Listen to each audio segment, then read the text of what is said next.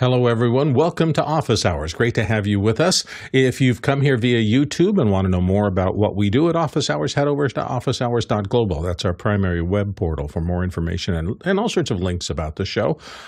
If you'd like to, you can use the QR code that will be appearing here. There it is. Snuck right up when I said it. To get more direct into the system, that allows you to pop your questions into the show. And if you're new to the show, we are run by your questions. That actually drives the entire agenda today. Not only your questions, but your votes. And if you want to get in a little deeper into the system and vote on the questions, you go through our Mukana system. It's on the website. You'll be able to find a link to it. Once you're logged in there, you can actually watch through that system and vote on whether or not you want the questions, which questions you want to have gather the most votes. And when they get a lot of votes, we talk about them earlier and for an extended period of time. So your votes do count here.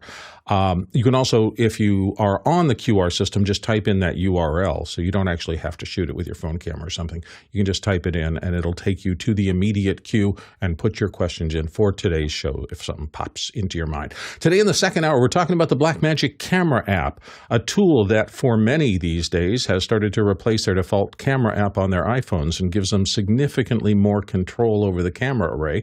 I think Alex, who's just popped into the panel, has noted that he's been doing a lot of shooting, a lot of his mobile shooting through the Blackmagic Cinema Camera display or camera display. So we'll be hearing his thoughts on it today. Also, if you're a dedicated iPhoneographer in any respect, today is your day in our second hour. All right, that's enough preamble. It's time for our first hour. TJ, what questions do we have in the virtual hopper today? Thank you, Bill. Coming in from Andy Korkendorfer from Viera, Florida. First up, Andy asks, how long do you estimate before we have AI video TDs? Video compositions might be triggered by key phrases. Use Office Hours as a machine learning data source? It's interesting. We're going to start with Chris Fenwick today. Chris, what say you? Oops, it looks like Chris might be frozen. He said he was having some difficulties, and yeah, he's popped out. John Preto is our resident AI and ML pundit. So what say you, John? Let me tell you what Chris was about to say. It's Okay, never going to work. It's never going to work, those computers. That's what Chris would have said. So the idea here is that you should be able to build a video by just saying, I want scene 1, scene 3, scene 9, and trim them all to head and tail, and then there's your video. It's done. That'll be interesting. Alex, I think it's more. I think he's asking more about live, and I think that because I think the AI tools for editing we're starting to see those with things like Descript and other things where they're in Opus .ai, where they're maybe not doing multi-layered yet, but they're starting to get pretty good at what they're doing there. A lot of it is an algorithm. We don't think of it that way because we're a human clicking it. I think that there is probably 80% of the work out there could probably be replaced by a computer in the next 2 or 3 years. There's the top 20%. You still need to do it with a person, because the problem is that a TD, a TD does a lot more than just cut the show. So if you think of cutting the show is a part of it, but a lot of times it's figuring out what's coming up next, figuring out how to handle a bunch of things, figuring out. Oftentimes, in smaller productions, the TD is also the director, so they're calling things out, they're calling people in, they're responding to problems. It would take a lot to replace them. The challenge is again, that AI is really good at taking the bottom half or the bottom 80% of something, but then how do the people get good at it to become the top 20% where the AI can't really do that yet? And I think that, again, for an average show, I think most people would watch a show that was done with an AI editor and be like, oh, it looks pretty good. I mean, look, it's not, particularly, but I think that when things go wrong, the AI would hallucinate, so start cutting to a bunch of things. That's where you'd have trouble with it. Also, it just won't be as creative. But I do think that it's important that AI is able to do a better job than just basic active speaker. That's what we see here. And we have the opportunity we have is we have a lot more data inside of Office Hours for it to cut.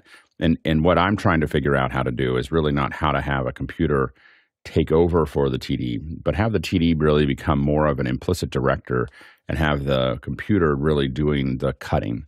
So the computer, but we start to say, well, I would like this kind of run of show, or I want you to go to this next, or, almost set our, not speaking out loud, but have our TDs become something that is directing what they want. and having the machine do the thing that they want to do. So they're not actually having to click through, but they're actually just kind of telling it where they want to go. Like next, let's go to a wide. Let's go to this. Let's do this. Let's do this, and be able to tell the computer what to do, where it's not necessarily an active speaker, but it's also not someone actually pushing the buttons either. Interesting. Mitchell? Yeah, it's all fun and games until you ask the AI to do an L or a J cut. Oh, no, they do that really well. Just in case you're wondering, that's something that they do really well. Yeah, that's not a hard algorithm. It's the, well, how do they? It's building. Here's what's hard. J cuts and L cuts are not hard for it because it can just let someone ride, and it can do that variably. And we've built systems that aren't even AI that do that relatively effectively. The hard part, what makes a great director a director, is that they're thinking 4 or 5 shots ahead of time. So they're going, I'm going to go from this close up to this wide to this close up back to the wide and over to the jib, and they're telling everybody what they need to do so that you tell a story. It's not just cutting to who's talking. It is telling a story with the cameras. I'm going to tell you where people are going and how they're going to get there and how they got there and who's important and who's not important. That's what people are with a great TD or a great director is going to be thinking about telling that story with those cameras. And I don't think that, that will take a long time for AI to get good at.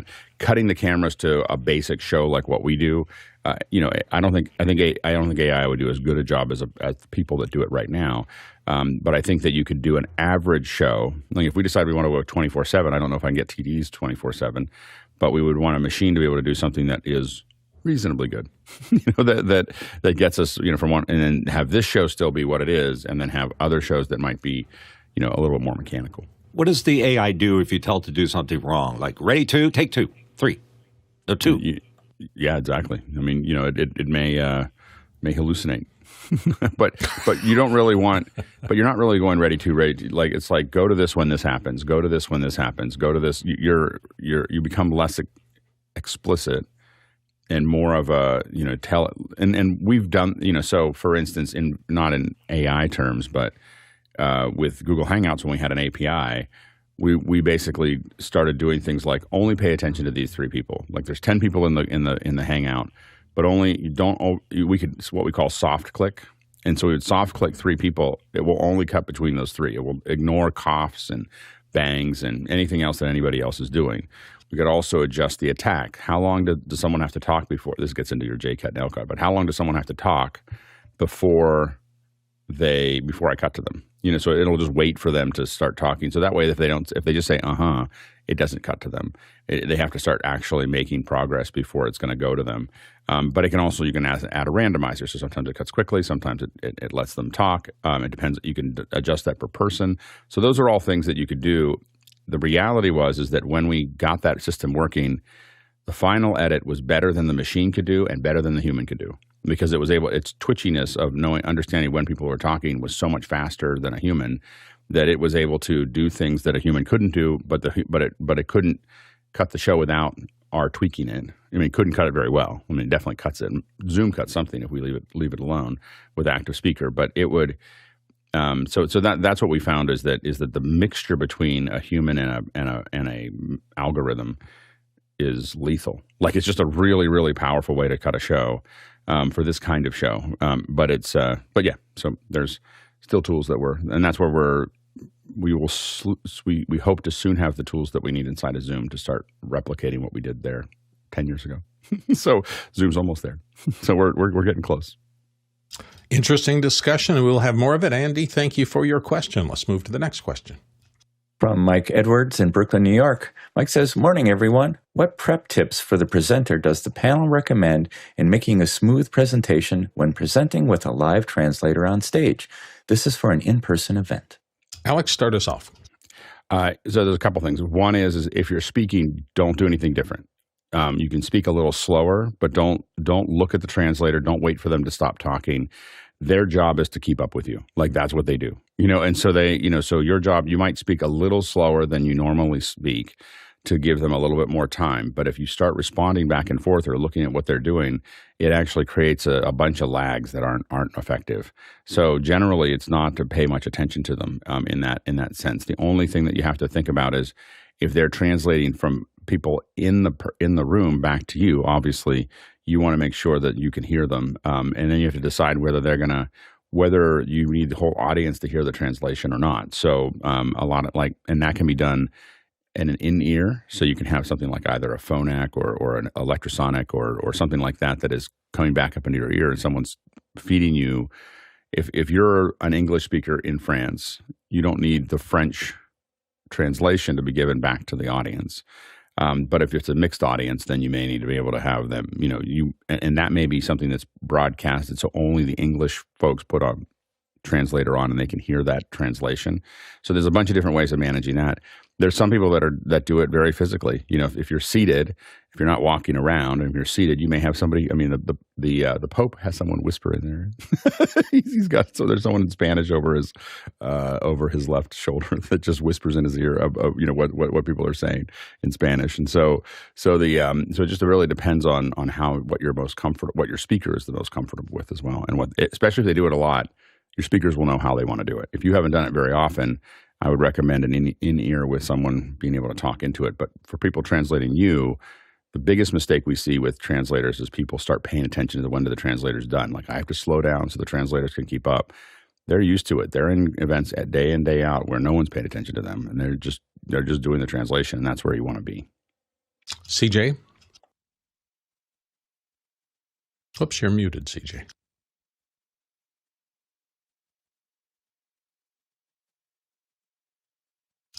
It looks like he lost control temporarily. We're going to come right back to him after Mitchell. Mitchell? Software button, I bet. The software I agree switch. I agree with Alex. I think you need to not disturb their groove. Just do your thing, and they'll do their thing.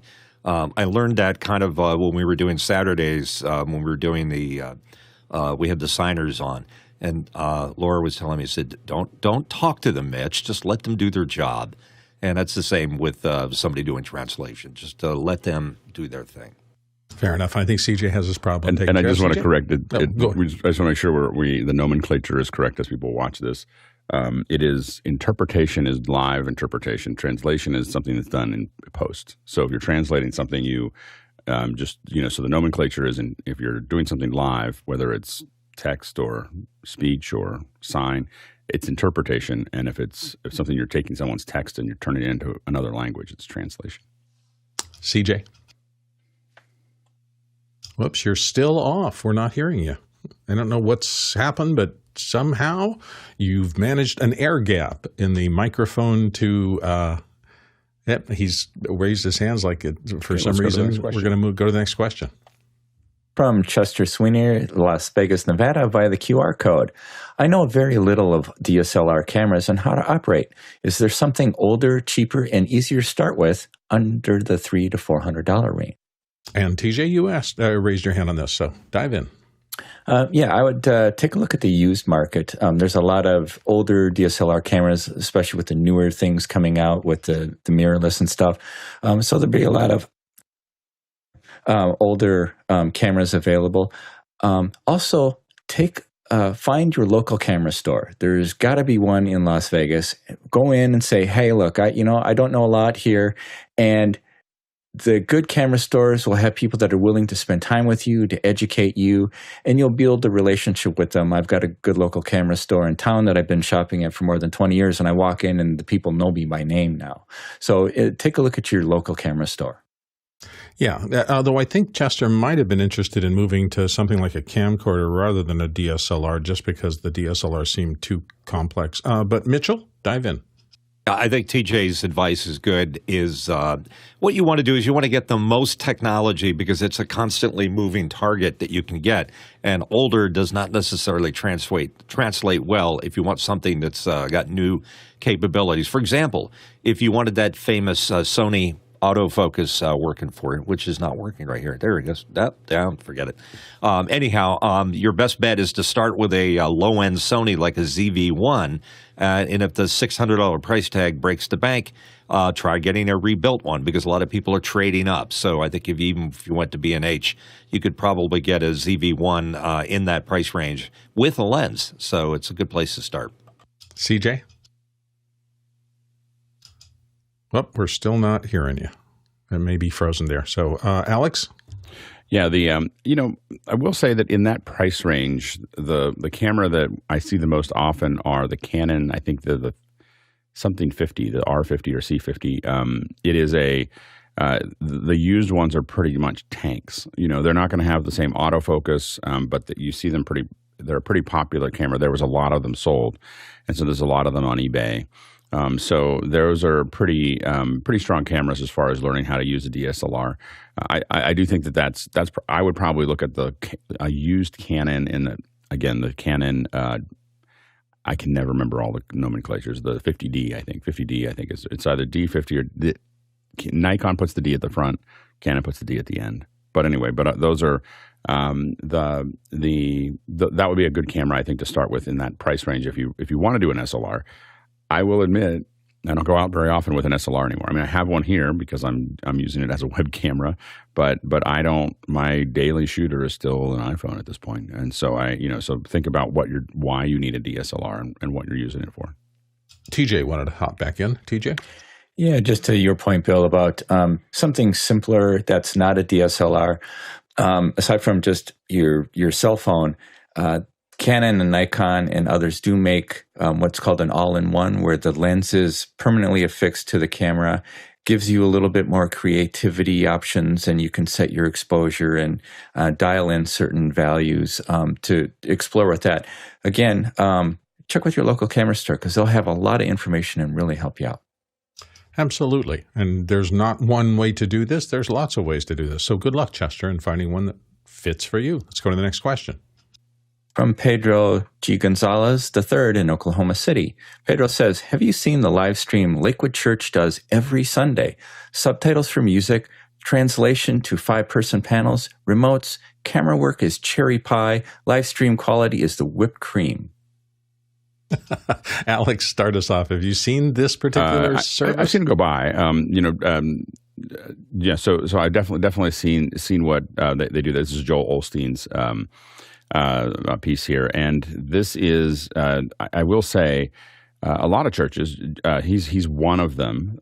There's probably 4 or 5 ministers or there's 4 or 5 pastors in the United States that are at that level, that are doing something at that level as far as production goes. But a lot of churches do it. I was in Zimbabwe a couple years ago, and one of the people I was teaching there was like, "Hey, would you like to come see our production of our church? We'd really love to get your input." And I was like, "Sure." Like I was expecting a church that had 80 people and some camcorders, and like everyone's doing the best they can and everything else. And when I walked in, there was seating for 4,000. There was a jib, like 2 jibs actually, like 40-some foot jib, like swinging across the top of the thing. I walked up, it was a full-on television studio. This is in Zimbabwe. Like this is not like somewhere else. A lot of churches have a lot of production capacity, and because it's a great way for them to extend past their walls. They're in many ways way ahead of many. A lot of churches, especially the evangelistic churches, are way ahead of where corporations are or anything else as far as outreach and managing that process. And so you're going to see, Joel Osteen is one of them, but there's 4 or 5 that are really getting that level of production. It's interesting also that a lot of churches, I've consulted with some churches around, or houses of worship of all kinds. One of the things I tell them is buy a lot of equipment because it's easier to get the volunteers. Because if you have stuff that people feel like they're frustrated with all the time, they're like, like they don't show up that often. If you're putting up, like one of the house of worships that I went to had a CL5 and broadcast cameras and big old. I mean, they had a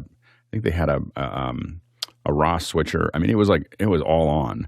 And that's when I learned, because I asked him, I said, why did you put so much into it? It's a pretty simple show. He's like, it's a lot easier to get volunteers. Because everyone wants to train up. And a lot of us, that's how I learned to do audio, was when I was growing up. I was 12 years old running the audio for the church I went to. So that's, I think that is it's where a lot of people get started. Guy? Yeah, it's interesting to see how different denominations handle reaching out and broadcasting, especially during the pandemic. We saw a lot of folks that wanted to get PTZs and things like that. As I looked over the Joel Osteen one that was linked, and also visiting in person a church in San Diego where they have one main facility but several remotes, and going to the remote facility was even like a corporate-sized building with childcare and just massive, and the lights and the cameras and the mixer and even ProPresenter being shown on the rear wall. So I would turn and I would look, and all the lyrics are being sung on the rear wall. But here's the Joel Osteen one. You can see there's just, as Alex was saying, the big sweeping jib shots. You can see that all the performers have in-ear monitors. There's, look, the drummer's got even quite the mic setup. And then going on to the main sermon here, we've got, lenses that can reach. These are Fujinon, like what you would see. Look at this, it's like a stadium, size. So we've got like 100x Fujinon lenses that can reach and hit that. So yeah, this is quite the production at the highest level. But as Alex was saying, you can reach a lot of people. There's a lot of people in person here, but your reach is just huge. He's got 3.3 million subscribers. This was 53,000 views.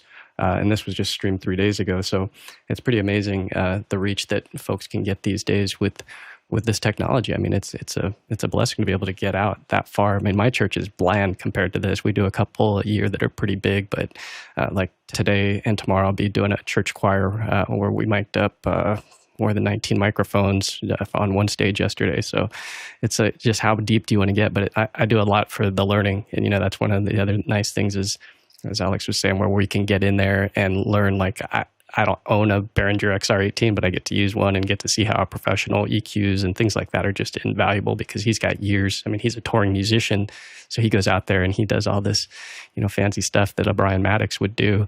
And I get to learn from guys like that, even though I'm just helping for free. So it's one of those things where, dive into your local church if you can and learn and see what folks are doing. But yeah, thanks for sharing, Pedro, this live stream, because it is something to learn from and something to aspire to. Let's head to the next question.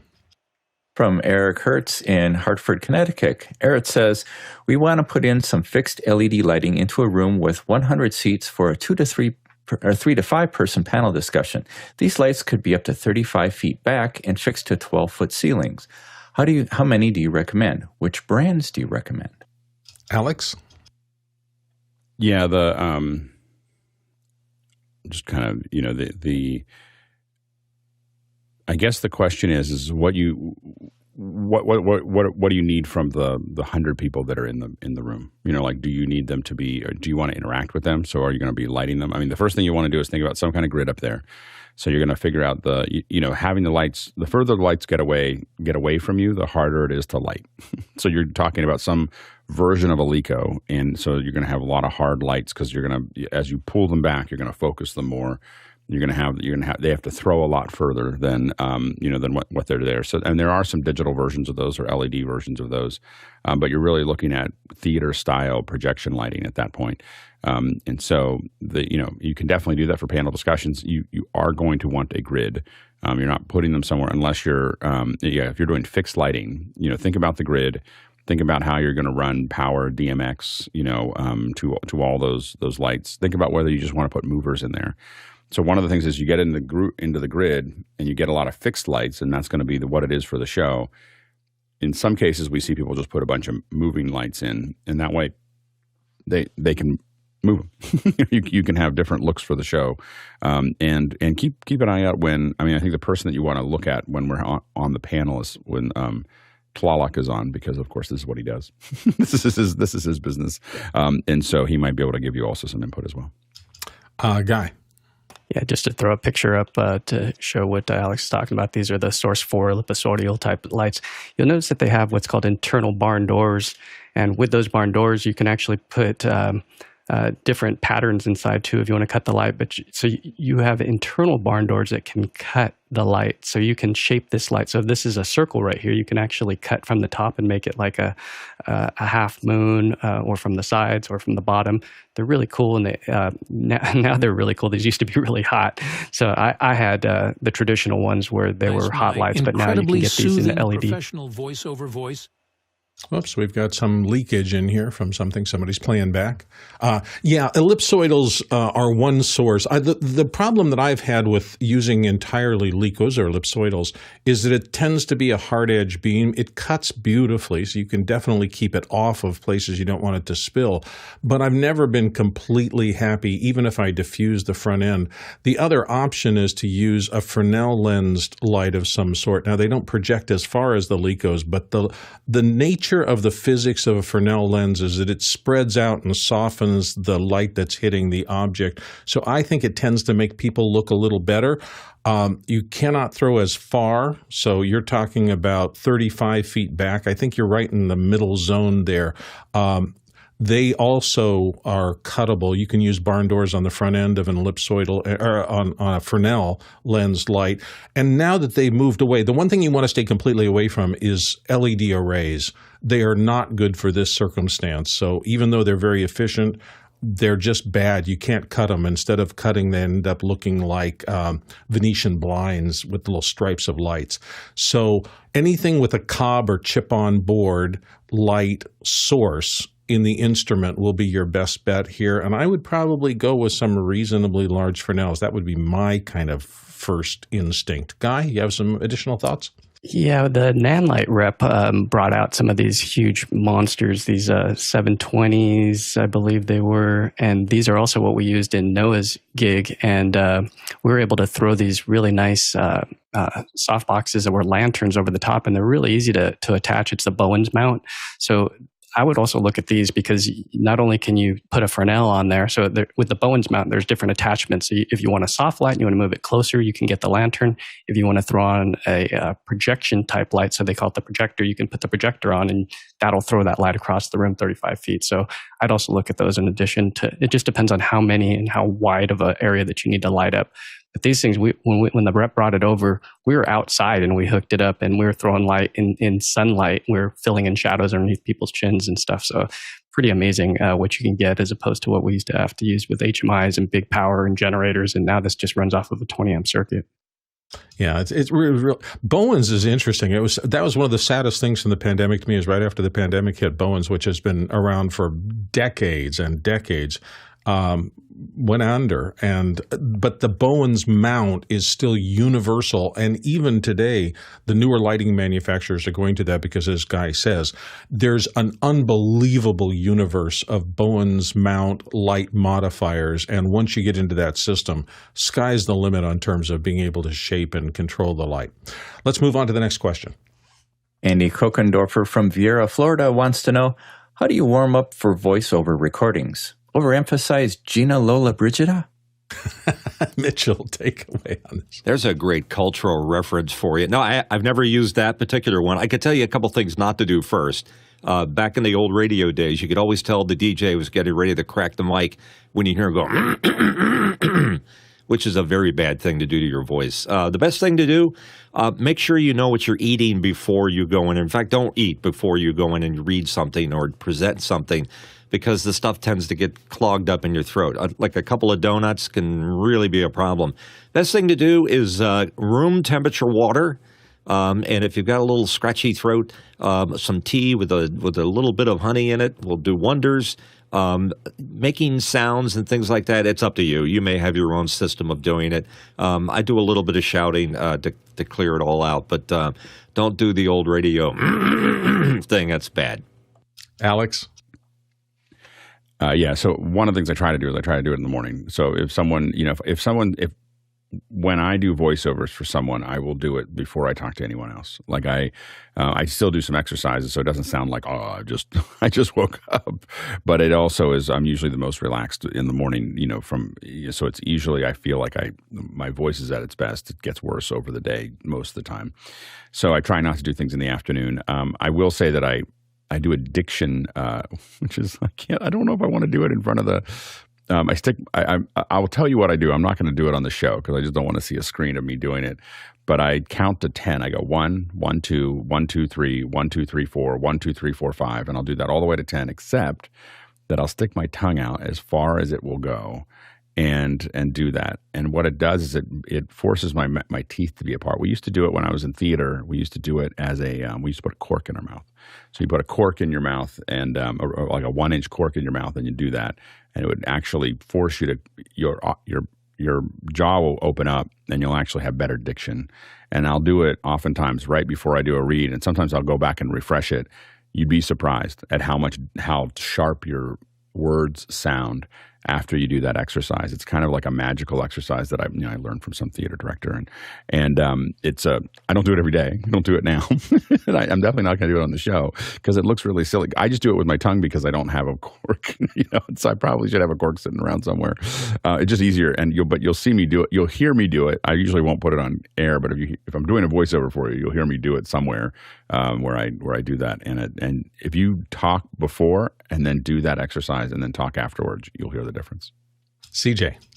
Definitely, what I would worry about is, like Mitch said, think about your diet. Don't be having any sugar or dairy or anything like that. That's going to make your mouth get all dry. Got to stay hydrated, and then go if you were in choir or chorus or something like that, and you have where shall I go today? Somewhere in your back pocket, whip it out, because then you're not going to get those crackles at your high and your low end, and you feel all nice and voice dipped in butter, I think was the term I've heard before on here.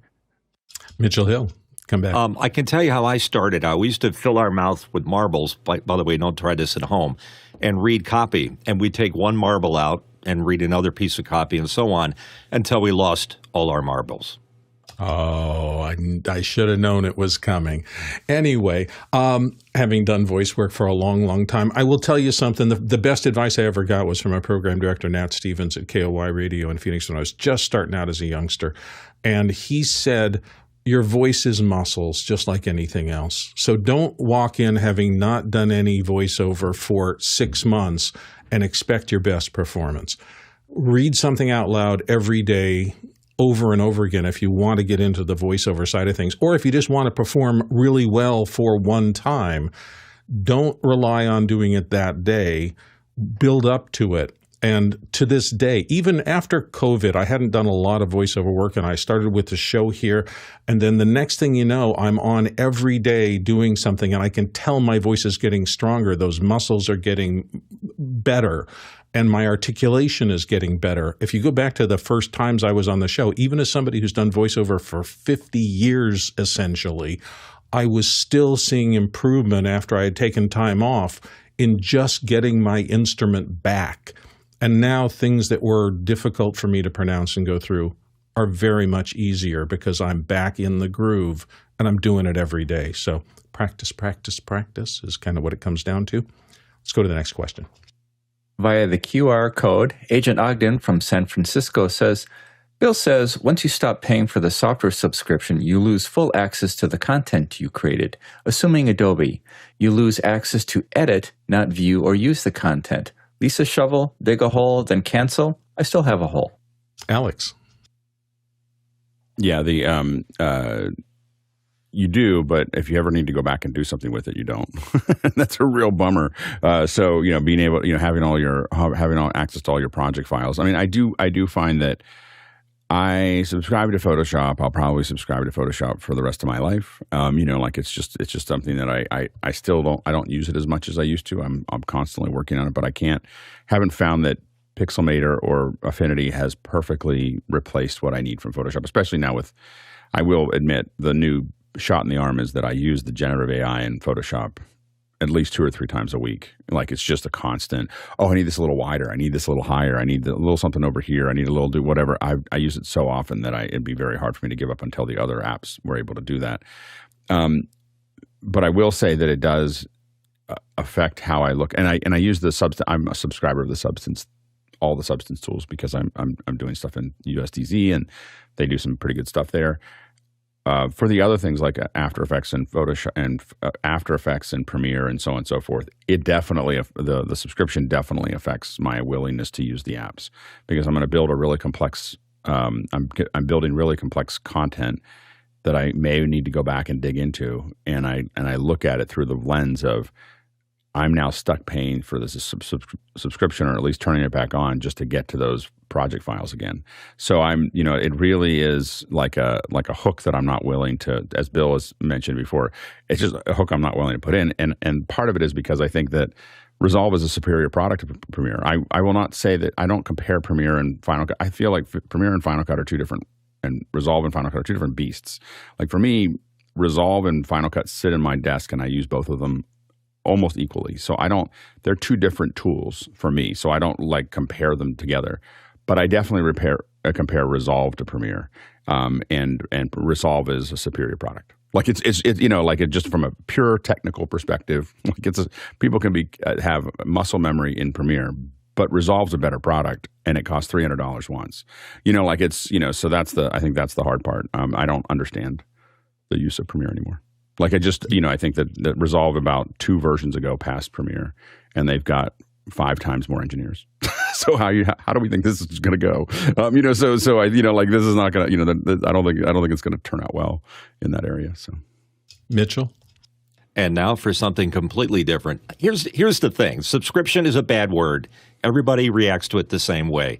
But in reality, and I am an Adobe guy, there's no doubt about it. I like their subscription. I like their ecosystem. I have bought every year the brand new version of After Effects, for example. I've probably spent at least $600 or $700 a year or every year and a half when they came out with a point grade upgrade.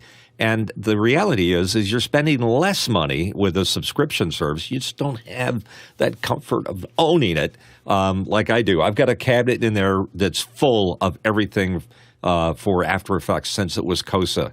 And I feel more comfortable having those things. But the reality is a subscription is not such a bad thing as far as price goes. And Premiere, I used Premiere early days, and it was very clunky, and I left it way behind, and I got reintroduced to it, too, after I started struggling with Avid's codec issues. And went back to Premiere and was like, wow, what happened here? This is so much better. So it's up to you to decide, but don't be afraid of the word subscription. Alex? I guess I'd go back to if you have a history of using Premiere and After Effects, and After Effects I still have delved into After Effects as needed. But if you have a history with those apps, it makes sense. If you're starting right now, I wouldn't. do that. I wouldn't start that subscription.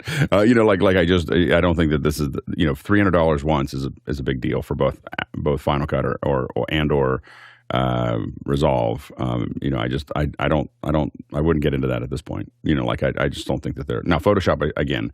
And I still look at myself as using Photoshop as a historical thing. I've been using it since the early 90s. I know how to do things there that I still can't. I can do muscle memory quickly on things that I can't do in the other apps. I'm not even saying the other apps can't do it. So I feel like I'm tied to my past. But if I wasn't tied to my past, I'd probably not go there. I would respect that, Alex. The thing is, you get older, that eventually will happen to you. You have less room in your head to learn a new piece of software.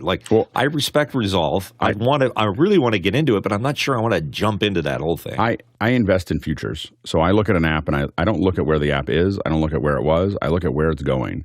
And when you look at the trajectory, and I'm talking about speed, trajectory, center of mass, Resolve is moving so fast. Now, again, that I just, as a layer-based editor, there's no other app that I would, if you want to go fast, if you're again, I use Final Cut because I gotta do things quickly. So if I'm going to do something quickly, I'm going to go into Final Cut. I'm going to get it done. I use Motion for all my motion graphics. I don't use After Effects for that. I use Motion for all of my motion graphics at this point, unless someone sends me an After Effects file. But if someone said, what should you? I don't want to do it the Final Cut, way. I want a layer-based thing. Then it's Resolve. At this point, and I didn't say that when we started the show. But I've gone through a bunch of shows. It's just that it's the investment of time, and you're investing in a future of incredible amount of capacity. At Blackmagic, that's not they have so much more engineering focused on this than everybody else. And that's I'm not talking about where I was. In fact, Resolve was still a learning process for me when I opened it up. But I just know that the trajectory is so much faster, and if you watch it when it opens, you look at all the new things they're adding. and all the way across, I think it's very hard to. I mean, I get that people use Premiere and they use Premiere because they hope they work in Hollywood, and Hollywood uses Premiere Avid. I get that, but think about how long that's going to be important. Well, since I was name checked at the top of this, I will say that to me, it's just a matter of what do you consider intellectual property. If you think that the intellectual property is the finished product and that's what you own, then you're probably just fine with subscription. To me, as I sit there and edit, for me, my intellectual property are all the decisions, all the constructions I made inside the editing tool. And if I stop paying for that tool, if I am blocked from access to all that stuff, I consider that an offense against my intellectual property. It's not the finished product. It's what I have created on my timelines that is my intellectual property. If I figured out a cool title or a way to solve an editing problem or something like that, and later on I want to go and grab that construction and use it someplace else, I should be able to. It's mine. And I'm uncomfortable in the extreme with any system that says, no, if you stop paying, we're blocking you from access to that. The other thing I'll just say quickly, because it was brought up, I bought Final Cut when it first came out back 12 years ago. If I had been on subscription that entire time, not only would I be risking not having access to 10 years of work, but I would have paid a little bit over $10,000 to use the subscription software as opposed to the $299 I paid 10 years ago. So to me, those are compelling reasons why I'm just not comfortable in that world. But let's go move on. Next question. Matthew LeCount in Oakland. Zcam announced a 5K medium 4/3 global shutter cam in September, sub $4,000, shipping this month. Anyone interested? Let's go with Guy Cochran. Guy. Yeah, you're seeing me on a Zcam E2 right now, so I'm in the Zcam family. I love their back end. If you look at what this camera is and where it goes in the lineup, you can look at what Red has for a global shutter camera starting at $9,995. So to be able to get this camera for $4,000 is pretty insane. For this shoot that we were just on, where we had an LED wall behind the person and you could see the scan lines coming down, and it was just like, can you go into synchro scan and you can adjust it so that we don't make that go away? This is where things like global shutter start to really matter. But what I love is the fine control. So when you're in a camera that has users that really use the camera, you can see that here you have access to be able to change things like the recording resolution. So I can spit out 4K. I can adjust everything from the dynamic range, jello, audio, time lapse, time code, exposure, white balance. This is all in a web browser. So I can adjust all this from an iPad, focus, image. And this thing even has streaming where I can stream to SRT if I wanted to. So it's really robust for a small camera manufacturer to be able to have this kind of detail.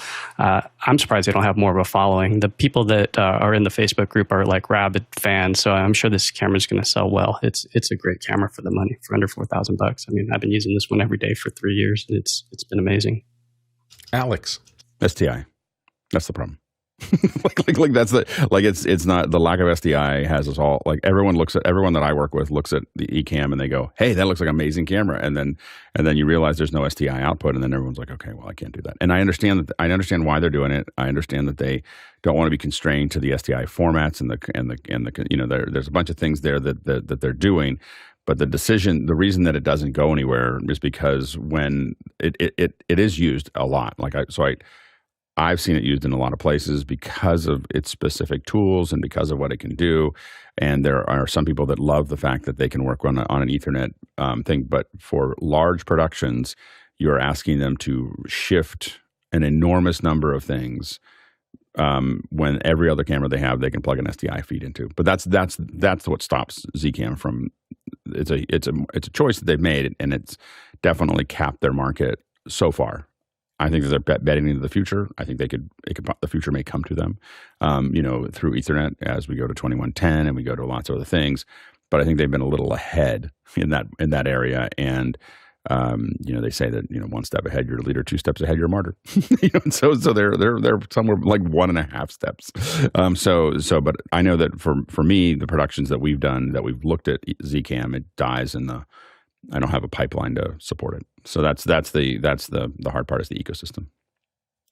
And everybody, don't forget your questions drive this show. So if you have questions, we've got a good, robust group today. But remember, you can put in questions today, and if they get voted to the top, they will jump the line. It's all about the voting. So make sure that you continue to look through that, and we hope you'll join us on the back end in the Mukana process in the back, where you can not only chat with other people who are watching the show, but also put your votes in to vote other people's questions up and down. Let's go to the next question. Oh, I'm sorry, Guy, you had let's go to the next question. Yeah. From Andy Kokendorfer in Vieira, Florida. Andy asks, thoughts on the new OWC Key Express 1M2 USB 4 drive? It lacks Alex's picatinny rails, though. Picatinny rails. I know that's an unusual term for me. Jason Bass, start us out. So when I saw this question, I reached out to a friend of the show, OWC CEO, Larry O'Connell, and he said that they were built to take advantage of the latest Apple Silicon Macs. So it's really full advantage of USB 4. It's backwards compatible, but the prior ones only supported USB 10G, and this will be about 1/3 the speed of what the Envoy Pro FX and SX delivered. He said it was a challenge to deliver the exceptional drive cooling without a fan and to seal it well. But it's basically just designed to be extremely portable and insanely fast, especially on Apple Silicon. Don't you just love office hours? I mean, how many times can you ask a question in real time on the web and get a direct line to the people who developed the software to answer the question at that level of detail? Alex, you had another thought on this? Yeah, or is this about incredible? Picatinny rails? All I was going to say, no. Incredible. Looks like incredible value. I mean, I'm definitely, like, as a portable editor, $1,300 for 8 terabytes that you can throw into the front pocket of your, is kind of amazing. So I think I'm hoping to test one. It's going to be really good. Yeah, and boy, OWC has just been crushing it lately with all of their technology. So let's move on to the next question. Via the QR code, Ryan from Reno, Nevada says, when using the Tricaster TC1, is there a way to refresh or search for NDI sources without exiting the project and opening it again? We sometimes have trouble getting NDI sources to show up, and restarting is the only thing we have figured out. The Tricaster, one of the earliest NLE systems that has such a storied history and is still going today. Guy Cochran, do you have any updates? Yeah, it sounds like an MDNS thing. If you can use NDI Access Manager to specifically tell it where those sources are, and that way it's locked in there and you can add as many as you want. The way that we do it is we use a NDI discovery server, and that way you have one place that's basically saying, here's all the transmitters, here's all the receivers, and it just pops immediately. Otherwise, the MDNS information is having to go from switch to switch to switch and get populated, and sometimes it doesn't update fast, and so it's polling that when you launch the app, and it's trying to see what was there. So if you want it to be updated in real time, a discovery server is the best way to do that. And it's really lightweight. You just download.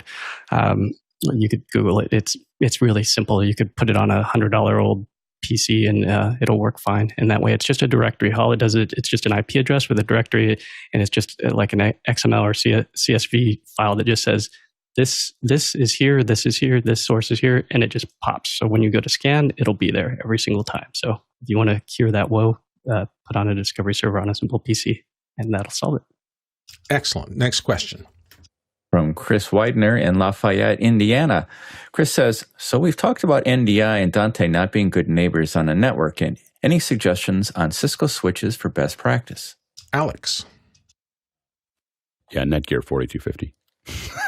There you go. Like the Netgear line is the one that has really been tuned for this. I mean, you can make any if you're using Cisco routers. I mean, we definitely do this with Meraki systems. There's a lot of more industrial version of Cisco. You can build these. I mean, you can use a good professional Cisco router and build all the rules that you need to make sure that these networks work well together.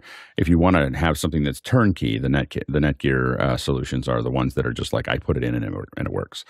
So you just have to decide how much work. But any of the professional grade routers can administer these networks. It's just that you need to know what you're doing. Guy?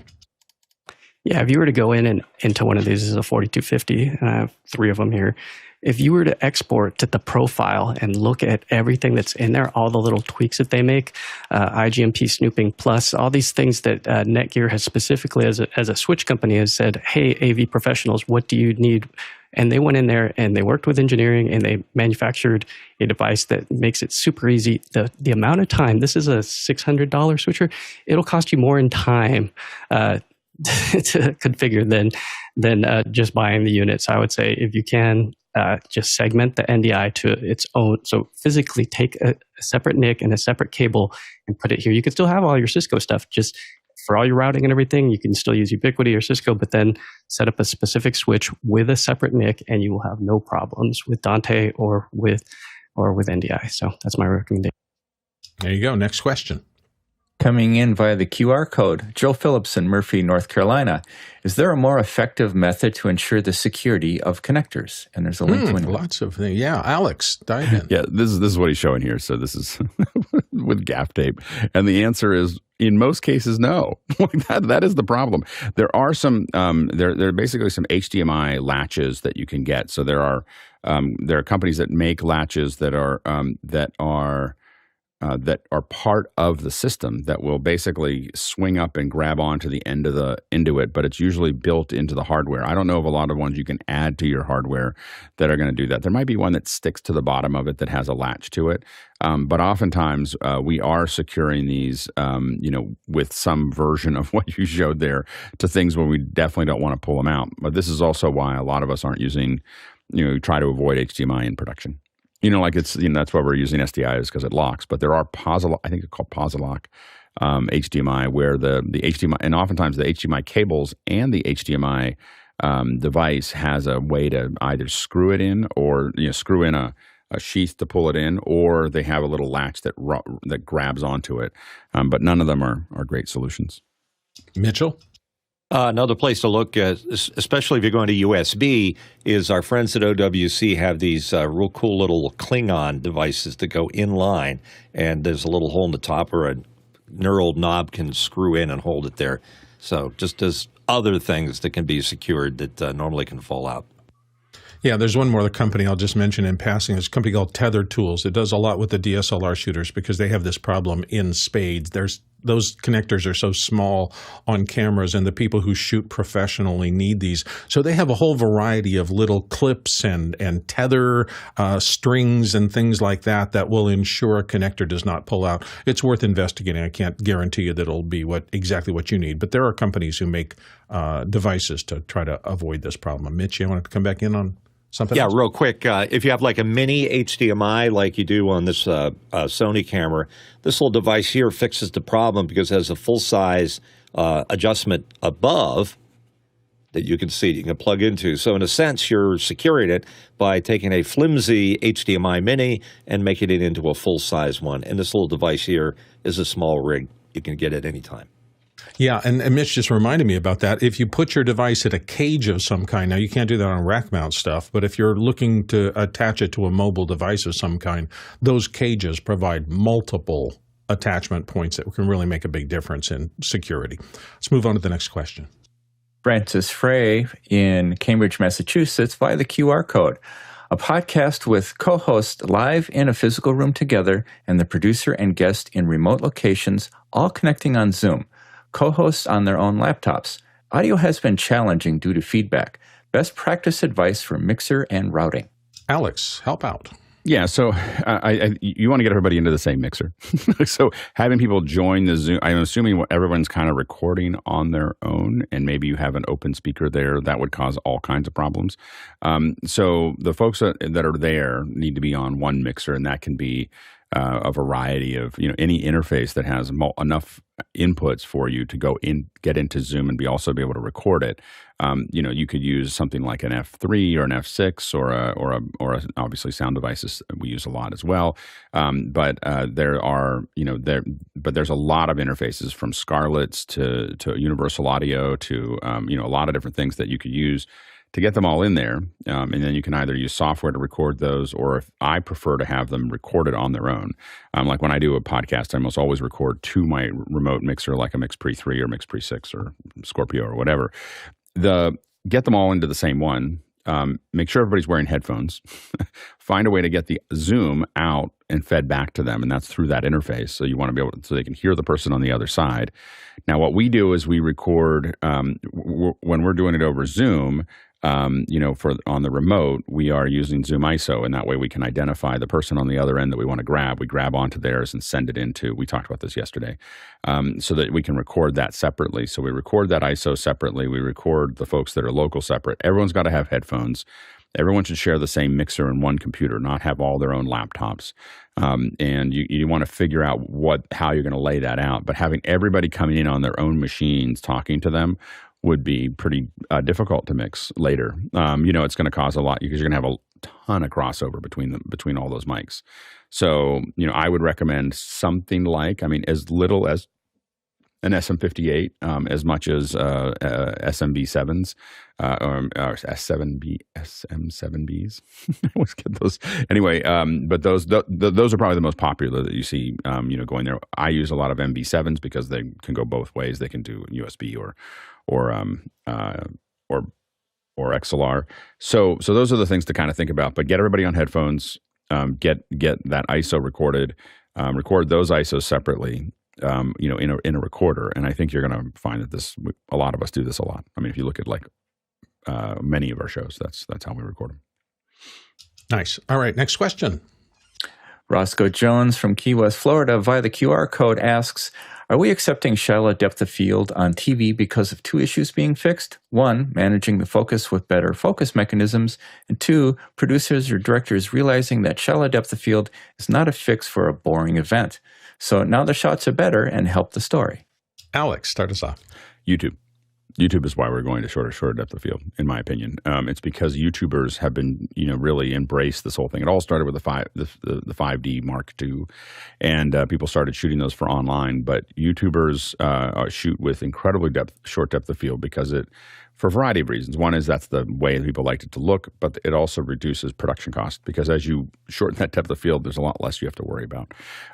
So I think that, and what's happened is that TV just looks old. Like if you do deep depth of field, at this point, the next generation looks at it. My kids, when they were 6 and 8 years old, could immediately tell it was broadcast because of the deep depth of field. What they would say is that the background isn't blurry. So they knew that it was not to them real content, because for their world. And so I think that the culture has changed so much that I think that I look at 2/3 inch chips like I don't know what to do with those. Like I don't know, like I don't shoot on 2/3 unless we're doing a really big sporting event with long lenses. We don't shoot. Under 75 feet, I'll never use anything smaller than Super 35. Guy. Yeah, our friend Greg Gibson purchased multiple Sony FR7 PTZs with the full-frame sensors, and the look that he's able to get on some of these, we have a little discussion in Discord going back and forth, and this is one of the more recent ones that he did with I think this was the 85 millimeter.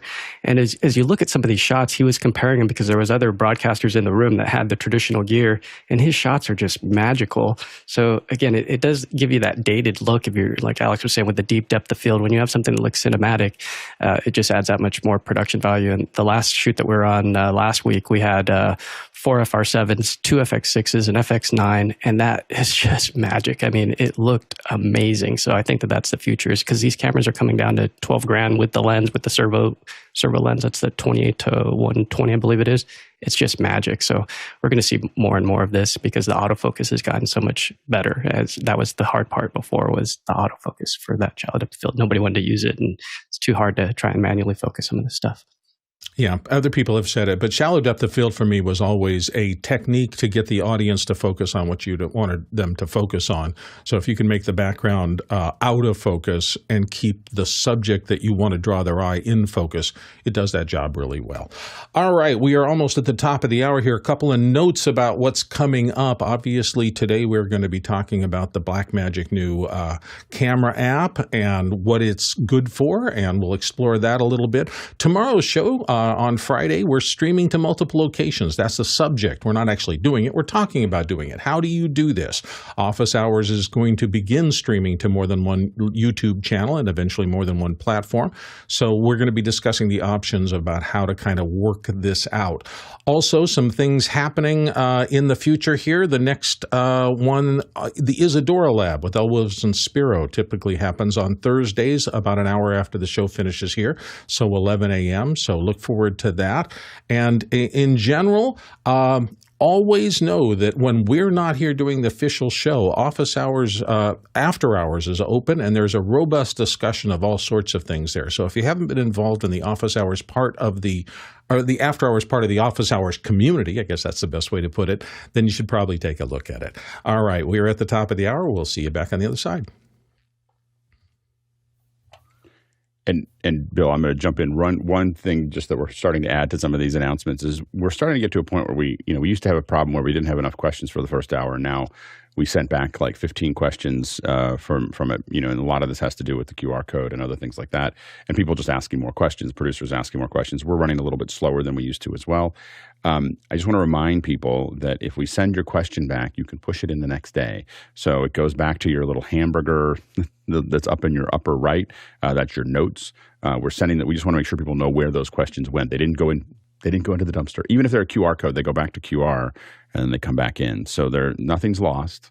So if we didn't get to your question, you can make sure to push that question forward again. We may start just keeping those and then pushing them back in the next day anyway. But those are things that we're kind of working on right now. But we do have a new problem. And the other thing to underline for everyone is to make sure voting now has become super important, because on any given day we're not going to get to the bottom of the questions, and so your votes matter more than they ever have before. So as you look at questions getting submitted in the first hour, make sure to vote on those questions, because it really does matter at this point, because we can't get to all of them. All right, note taken. So today, as promised, we're taking a closer look at the Blackmagic Camera App for iOS, particularly for your iPhone, and it has become tremendously popular since it was released a couple of months ago. When they first introduced this, it kind of created a big stir in the mobile video community. And then in the few months since then, it's gotten rave reviews for the depth and breadth of the control it allows you over your camera, and then so many things on the back end. So today we're going to be talking about that camera app. If you haven't seen it, it runs on an iPhone, one of the more modern iPhones, and it gives you an incredibly larger amount of detail. Here's the interface. I just have this running on my phone, and it's pointed at an iPad that I just went through the Motion Picture Museum with. You're probably seeing actually some reflections of my hands here. But basically, the controls around the outside, as you can see, not only the controls, but the display of data is substantially more robust than we've ever had in some kind of camera control app on a phone before. Our friends at LumaForge had, not LumaForge, what am I thinking of? The app that has just been kind of discontinued. Filmic. Yeah, there you go. Filmic Pro had a step-up version from the generic camera app in iPhone, but this thing obviously Blackmagic put a ton of work into this, and they've designed it for people who want to take a more professional approach to iPhoneography, I guess is the best way to put that. And they put obviously a lot of effort into it. It's a very robust program, and everybody I know who's been exploring it have been kind of gobsmacked by how much control I know Alex has been doing a lot of work with the camera app, and so I'm hoping we can get him in on this as well. Yeah, absolutely. The big thing is that one of the things that's really interesting is that the outputs are, there's a lot of things that they've added to it. So for instance, this is what I look like vertical, but if I look at the clean feed, it's going to give me the clean feed is still going to be horizontal. It stays horizontal in this area, so I can hold it vertically and get a horizontal mix there.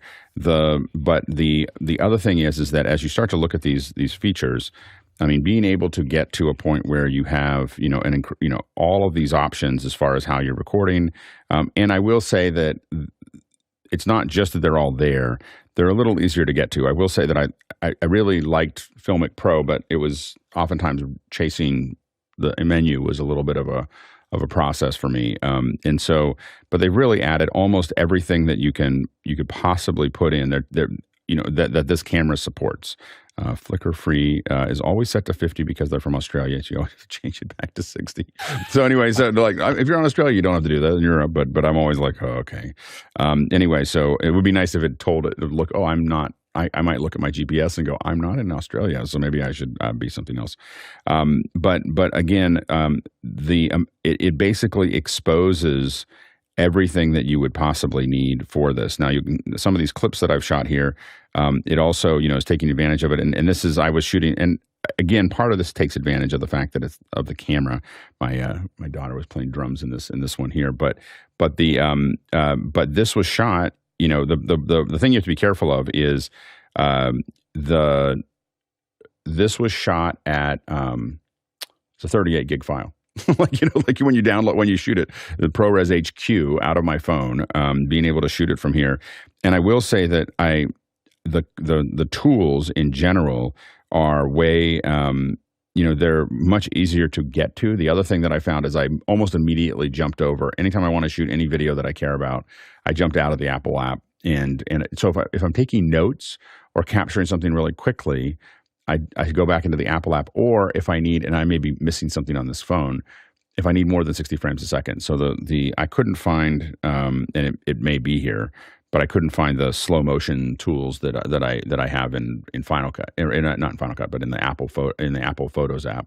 So or in the Apple Camera app. So I still for slow motion, I still tend to go to the Apple app. But when I'm shooting video, like this is a video, it's up to 60 frames a second, and I want to shoot it and it matters, I immediately switch over to the and a lot of that has to do with all of these tools. I can grab the lens that I want to grab here. I can set my frame rate. Again, it maxes out at 60, but I can very quickly 59.94. These are all things that are much harder to get to. It's not that they're not all there, but they're much harder to get to. Being able to set my ISO really quickly, my white balance, these are all things that are not, it's not that it's impossible to do on the Apple Camera app or other apps. It's just that it's not as accessible. And so what you have is you have these bits here.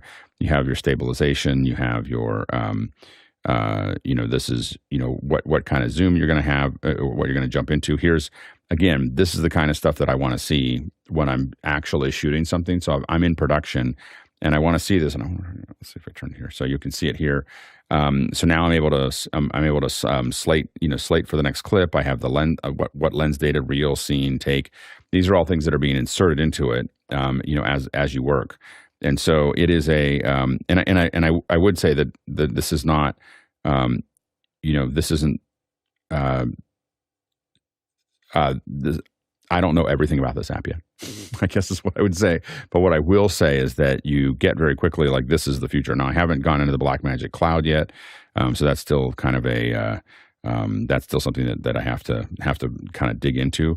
But I will say that it's something that I want to experiment with in our group, is really playing with the Blackmagic cloud and playing with those uploads. It doesn't have to be just the Blackmagic cloud. It can upload to other cloud services. I haven't tried that yet.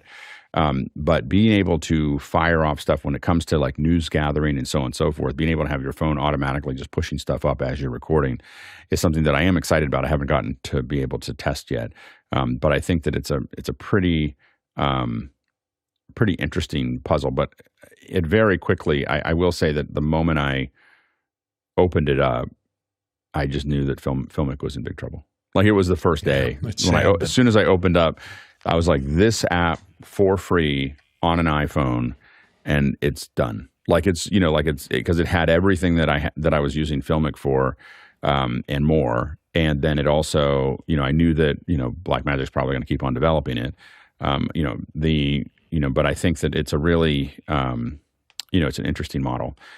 So I think that there's other places they can go with it. I think that streaming from it could be really interesting. If you think about, and I have no information about this, I'm just making stuff up, but what I started thinking about is, well, this camera could be tied back into a switcher, and get data back from the switcher, so it could be shaded and so on and so forth. You turn your iPhone into something like that. It could also do SRT to the cloud, and, and be sending those kinds of things out. Those are all things that are not in the phone right now, but you can see that Blackmagic's already doing that in other places. And usually when you see Blackmagic doing something in other places, cross-pollination happens at some point. And then again, being able to open this up in Resolve and be able to have all that data it's pretty useful. Yeah, it's been interesting to me because I've been back and forth. I've used this a few times. I tend to use Apple's Camera App a little more, only because, for one thing, I leave my phone in HDR mode on the Camera App all the time, and the workflow for running HDR back into Final Cut is just really smooth and easy to do. But every time I look at this, I realize that the future of finer control over this is probably going in this direction. And good. I know I have seen, watching the panel view here, that some of our other panelists have these up and kind of ready to go. A lot of us are at least have this into the system. So CJ, you were one of the people who had the Camera App up on the screen that I saw. What's been your experience since you decided to use it? One of my absolute favorite uses for this is the fact that when you choose in the settings for the monitor settings, when you choose HDMI out as a clean feed, it also makes it a clean feed for AirPlay. So when you are in the Camera App and you go to Camera, let me get out of my slate here, it's the clean feed that ends up going over to AirPlay. Of course, I canceled my AirPlay now, so that doesn't work. So great demo, but if you want, you also have the option to, in that mirror, you can, instead of saying clean feed, you can also say show me an exact mirror of my display if you're trying to share the display someone, or you can have all of the information about what's my shutter speed, what's my ISO, what's my frame rate, what's my color temperature, etc., kind of surround it like you would in a traditional display. So if you're trying to do some sort of remote viewing, just as you're getting framing set up, being able to just AirPlay that to any Apple TV or to any Mac that's close by without needing a Wi-Fi connection is pretty powerful if you're doing something on a super shoestring budget and you're just trying to get everybody with eyes on the same thing. Absolutely. TJ, what are your experiences? Well, there is an option to, if you want to turn the camera into vertical video, there is an option to allow vertical video. I think vertical video is evil, however, but it's there if you want to do it. And my son actually shot a promo. He had a couple-minute promo that a client wanted to use their iPhone, wanted to shoot it on an iPhone, so he actually used this app to shoot that with, shot it in log, recorded it to an external hard drive, and he said it worked fantastic. So he actually did use this for that purpose. Yeah, I have to admit, in my first experiments with just shooting an iPhone, the quality coming out of these iPhones, they're tossing tons of money into the camera sections, and they really do perform marvelously compared to what any phone camera used to do 5 or 10 years ago. I mean, it's just night and day. And I think there's going to be nothing but increasing progress in that realm.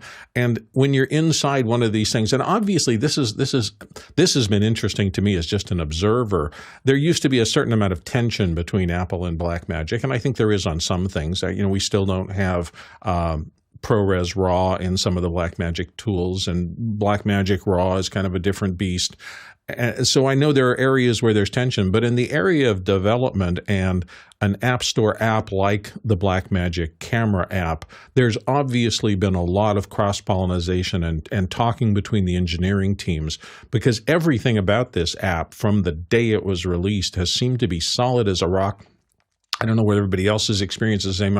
I've never had a lockup. I've never had a hang up. Everything just seems to work as designed. So it is a beautifully coded and well-operating app that does give you a lot of capabilities you didn't have before. And if your workflow, I'm just starting to feel the tug of more exploration into this workflow, because it feels a little bit like the future of not just shooting, but the whole content pipeline, from getting an idea to being able to execute it with less cumbersome tools, and yet really well, and then do the editing close up on lightweight tools again. I mean, it used to be I had to have desktop level computers to do serious editing, and now laptops, particularly now on the Apple side with the M series, but I'm sure the PC side has robust tools that'll do the same thing. It's just gotten faster and better and easier, and I think it's going to go the same way. And then to be able to pop them up to the web so that you can have access to a global audience kind of all inside a lightweight device like a phone, it's just stunning in a way. Alex, you had some more thoughts too. Yeah, the only thing I was also going to say is that the thing that blew me away is that using the Tilta focus control that was attached to the camera, and you realize that they're building hooks for that, and that, you know, and remember, this is the app that Apple shot the keynote with. You know, this is what they used, and they have it tied in. And again, the difference that we didn't see, and again, there were many people at Filmic that were friends of ours. They were. I feel like the move to, this wasn't their choice, but the move to subscription was probably a fundamental error on their end that left them in an exposed position for this process, because you know, I think a lot of people were not happy about that and just kind of putting up with it. So I think it created a potential energy there that they probably didn't want to have. And when no one else was on the market, it didn't matter. But still, Filmic largely came from a company that hadn't made cameras before. The difference here is that Blackmagic comes from, we've done cameras for the last decade. We know what you want in a professional camera. And when most of the software development is not done by people who have done that part. And so that it's what they thought of would be good, and it's what they talk to people about, but they haven't had to engineer something for 10 years and then push it into it. So it's a much deeper app. I mean, I will say, this is not for the Blackmagic camera is not for the faint at heart. Like, if you're not ready to sit down, the first 5 or 6 clips I shot were completely useless. Like, I just hadn't got it right. I hadn't got the settings right. I was like, whoa, this is like way more.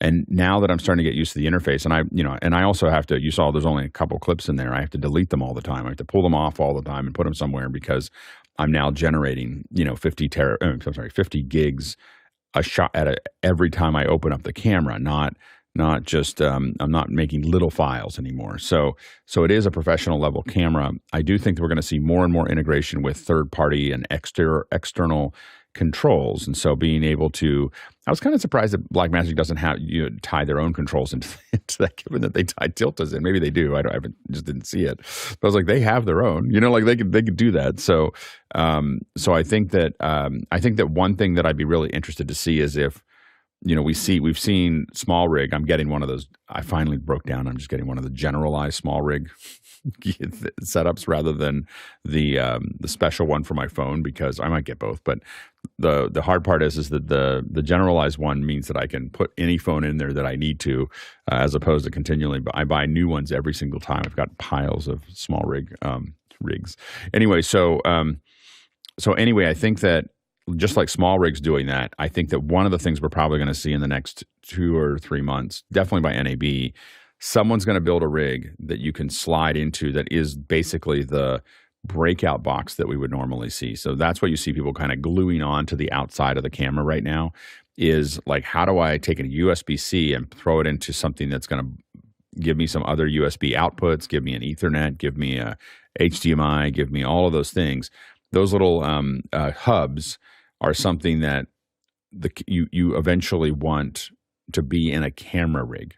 Like it's going to be like you're going to put it in, and it'll either be Tilta, or it'll be a small rig, or it'll be somebody is going to build one that the hub is built into the camera holder.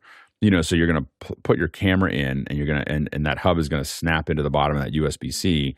And then you're going to have, it could be LEMO connectors and all kinds of other like things sticking out the outside edge, D-taps. And I don't know what they're going to do, but they're going to build something in there that lets you just kind of hook it in and then have all of your engineering come out of the camera, which I think is both absurd and wonderful all at the same time.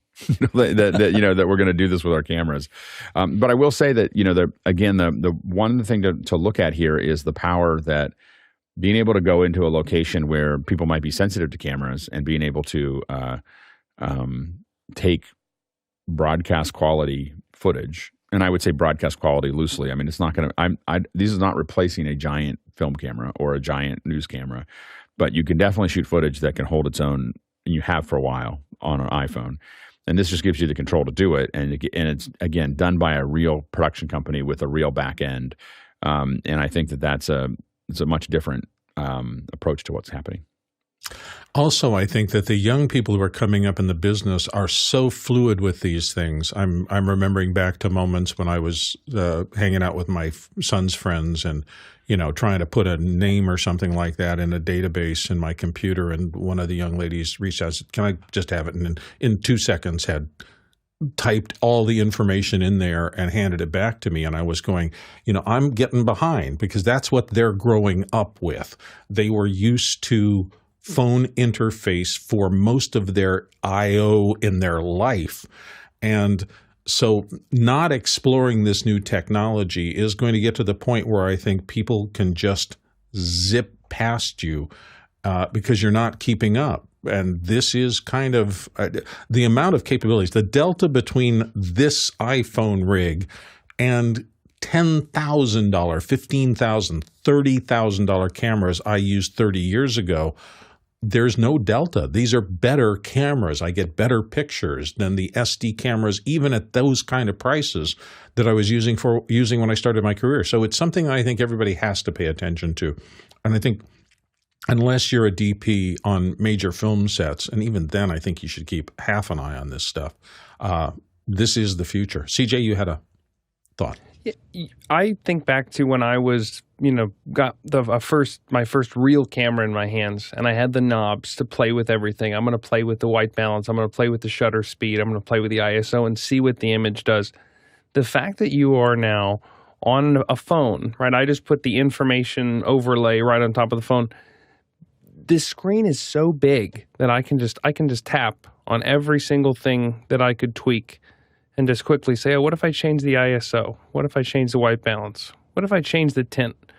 What if I tapped on the audio meters and saw what they were doing? The ability to explore and the ability to learn with something like this is just so stinking cool that I'm really excited to see what the people who grow up with this kind of technology and have this tool on their phone for free, like their ability to learn creatively is just tremendous.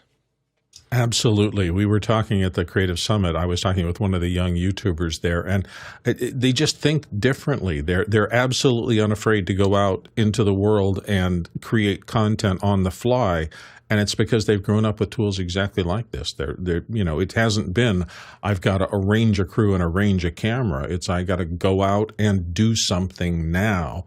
Different attitude, and boy, it's pretty exciting, I think. Let's get to some of our questions. TJ, what do we got? From Jack Ruppel in Breckenridge, Colorado. Jack says, how might the 17.2 spatial video be integrated into the Blackmagic Designs app?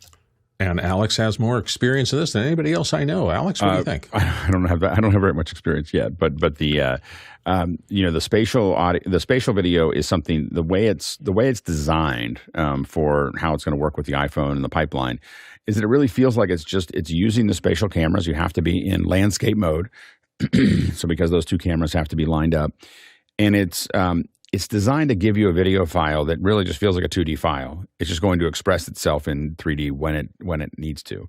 And so when it gets to the Vision Pro, the way it compacts it, there shouldn't be any reason why. I don't think that the camera handles it right now, but there shouldn't be any reason why it won't do it with the phone. It won't show it to you.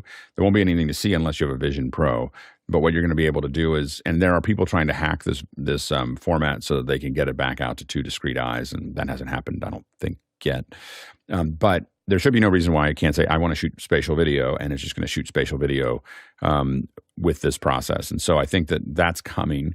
The new, I think, as of 17.2, the phone is capable of doing it. So Apple's Camera App will do it.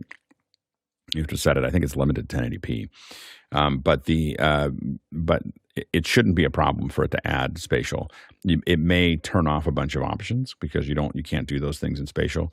But it should be able to do it, and it's going to be really interesting. I can't imagine they're not going to take advantage of that opportunity. But it really is, the spatial is really designed to not be complicated for the camera manufacturer or the camera software writer, in the sense that the app just simply captures it as a video. It will look like a video when you open it in Final Cut or anything else that supports the spatial, I think Final Cut will be the first one, but anything that supports spatial, it'll be 2D. And then when you cut it, the goal is that it can travel through all of that without being knocked out of timing. So it should work well. I'm still waiting for somebody to come up with a little app that they hack apart in their basement that moves the left and right into blue and red, and you take your cardboard glasses from 1953. Yeah, exactly. Have depth, which works really well, actually. You know, I have a Metashape. We'll do red blue, and I still do it for a little tests that I work on. Is I'll do a red blue thing with it. If I built to do spatial. I'll see if I can find a picture of it. I actually printed a holder for 2 iPhones that you could plug into it so that they would shoot stereo. Like it would be, you know, you had to hit go and then snap in front of it so you could resync the eyes. But as a test, I actually built one. I'd take one phone and then flip the other phone upside down so that I could get them into interocular distance and lined up with each other vertically. And so I'll see if I can find a picture of it, but it worked. You know, like it was, you know, and it was so funny. I sent it to somebody and they sent it saying, "Hey, take a look at this," and they were like, "You're actually shooting this with 2 iPhones, aren't you?" Like as soon as they saw the footage, they were like, they actually realized that this is not like a fake. I am actually, you know, I have 2 discrete iPhones capturing video. So it'll be interesting to see how that goes. But I still remember being a preteen at Disneyland, and I bought a ViewMaster in 3D with a set of glasses, and to see. There wants to be a ViewMaster. I think that you have to ship the Vision Pro with a ViewMaster. I still have them. There you go. My red blues. Those are fancy. I mean, they're these are nice, and they're not paper. They're like real ones. and cardboard. And I will say that when I use them in if I want to look at something in Metashape and I turn these on, it looks amazing. Like it really, you know, it's still good. Your brain still gets fooled, and you can just remember that you can publish red blue to YouTube, and all someone needs is the glasses, and they can look at it. I think we did an early office hours where a bunch of us got viewed. Yeah, I remember all of us wearing the little cardboard glasses. Very cool. All right, let's go on to the next question. Aaron Giancarli from Flagstaff, Arizona says, "Is there any indication that the Blackmagic app may become a camera that can be connected to the television studio switcher via the internet, like some of the higher-end cameras are able to do?" Alex? Yes. I think that's almost a given.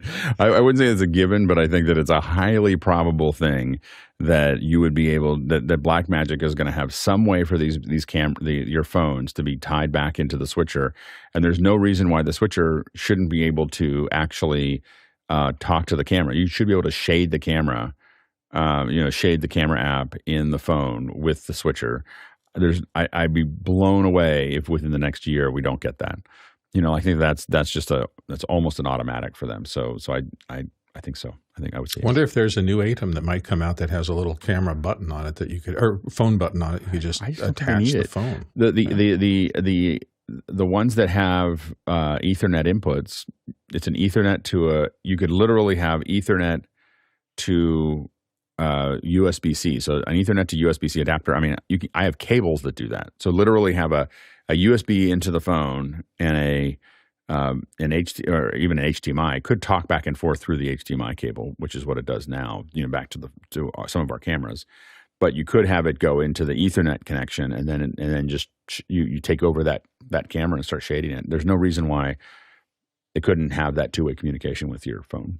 Well, particularly now USB-C is on the phone, so you got a lot more bandwidth. I mean, there's so many possibilities there of even have phones be able to deliver back over to the internet via SRT or bridge or whatever, deliver those back to the switcher and make that work. It should absolutely be possible. Let's go to the next question. Douglas Carmichael says, "Do you think we'll see the app be shadeable from an ATEM?" Surprisingly, we just chatted about that. Yes. That's the great advantage. I know that people say that competition between different manufacturers often leads to advances, but when you have both tool sets under the same corporate governance, so to speak, the engineering teams inside can give you a lot of amazing things. CJ, what are your thoughts? In the meantime, you can import LUTs right on to the phone. So if you shoot something in Apple Log, take it into Resolve and get to a look that you like or a starting point, you can then import that LUT directly into the Blackmagic app. So you can, while you can't shade with the camera, you're not limited to the controls that are physically on your phone.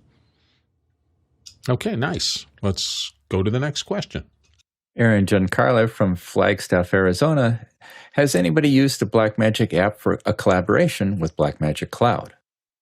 I have not heard of anybody that I know doing it yet. Alex, have you done, Nope. You said not experiment. No, we definitely are talking about experimenting with that, and we definitely haven't done it yet, but it is something that's on our list of things to do with the cloud. But I think that is what should be possible that we haven't tested yet for this camera is you should be able to be shooting footage and having it upload and coming straight into Resolve as you're shooting. And so if you think about that from a news gathering perspective or social media, imagine having you're shooting at a location and your editor is at a hotel room, they're at home, they're in some other country, some other continent.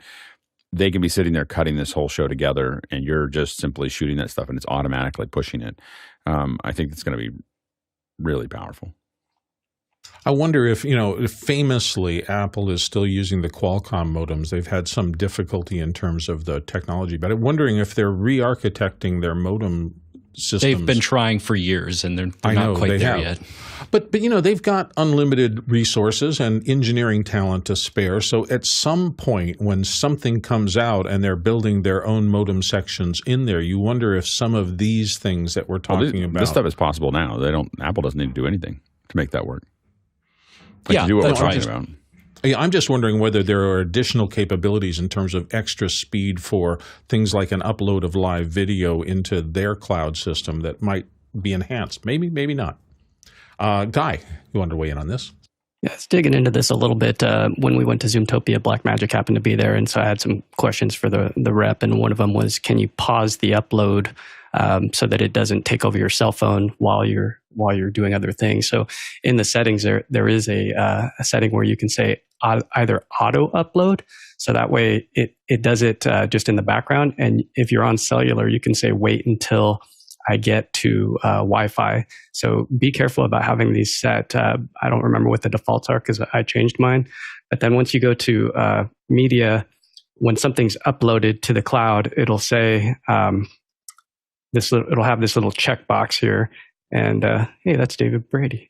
Dave Brady was there as I was asking the question to the rep.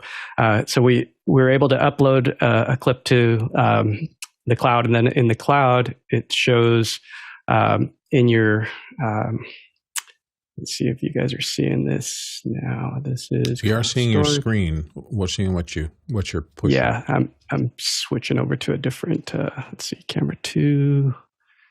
Yeah, that's no, wrong one, camera 3. All right, let me cut to this one. So then in the cloud you'll see the camera uploads, and then those clips will appear, but you'll notice that the other one that I had hasn't uploaded yet because I just shot this one. So if I wanted to upload this one now, I could click on this one. You see that little button there, and I can click upload, and it'll say upload to private storage. You click upload, and off it goes. So that one should appear now here on the other side in a minute. Let's go back to... So that's just keeping the upload bandwidth det on the phone down while you're shooting and then allowing you to push it to later. I haven't done it yet, but there is in here now, there's the multiple usable user collaboration, and then you'll have the media pool, which when you sync it up to your cloud, you should be able to see those same clips that are here in your camera uploads. So that one just uploaded from December 7th, so that's this one now. And then there is a little download button here, so I could download it. But what I haven't done yet is figured out how to get these, so that just downloaded locally. But also what I want to get it doing is going directly into that project and then opening up that project in Resolve. So I'm getting there. I mean, some of these things, it just takes time for us to beat on it, and it's all new and fascinating though. Because when I first saw it with Frame.io, I interviewed Michael Cioni when he was at Adobe, and I mean it was big money because you needed a Teradek, and that was like $2,000, and then we had a Sound Devices 888 to upload the audio, and that was like $10,000 somewhere $6,000. So, I mean, all this stuff was very expensive. So I'm excited to see this come down to the masses, and Blackmagic's just doing a great job. I mean, it is $5 a month if you want to get libraries. So that was the other thing. I had to run and go get my credit card real quick to pump it in here to even do this demo to show you guys what that looks like, because they'll give you 2 gigabytes for free, but they don't give you any projects. So you need a project to be able to open it inside of DaVinci. So you will pay $5. Yeah, so we're learning new workflows. That's welcome to the new world. CJ? In that same menu where you are able to select your cloud settings, it's important also to note that that is where you would go should you want to record to an external drive over the USB-C with the iPhone 15. So when you're going into save, you just go ahead and hit save to files, save clips to files, choose your external drive. And then what you end up getting is just a little folder structure, just like this, where you get your clip and then the proxy that's created. And I did this a few seconds ago just as a test, and it works flawlessly. So just remember, you're not limited to just the cloud. If you need to hand something off quickly on site and you don't want to have to wait to transfer it from your iPhone, you can still record to that external drive. There you go, Jim. Next question, please. Jim Brooks in New York wants to know, is there a preferred gimbal that you would use when using the Blackmagic Camera app on an iPhone, or do you think the internal stabilization is good enough? Jason, start us off. The internal stabilization will never, ever be good enough. I think that the DJI Osmo line is the best. I personally think that it peaked at the 4. As everything after that has introduced this kind of like flimsy, kind of flexible stuff that like doesn't really add features that are directly correlative to stabilization. I've had every single one of them, and my favorite is still the OM4. Ooh, I'm excited by that because I own an OM4. TJ Asher, what are your thoughts? Well, my son and I were out hiking over Thanksgiving weekend, and he was hiking with his camera, or his iPhone 15 Pro Max, held up above his head as we were walking over some pretty rugged terrain. And the video, the internal stabilization, looked like it was shot on a Steadicam. It was really amazing.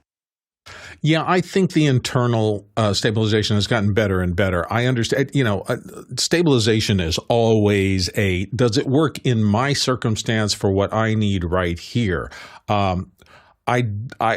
My Osmo 4, famously, when we did the rocket launch, I was out standing in the back of a pickup truck holding my Osmo 4, and I was bouncing to heck and back. I was literally, the vertical and the side to side was all a mess. And that little Osmo in my hand ended up creating an incredibly smooth, totally usable video of that really literally shocked me. So I know that we've got the best of both worlds. I really think the camera itself can help you, but you will eventually get outside of the camera, the parameters that camera can fix for you. And at that case, these small gimbal type devices have just gotten incredibly sophisticated and work amazingly. CJ? And resist the urge if you've got an extreme personality like some people on the panel.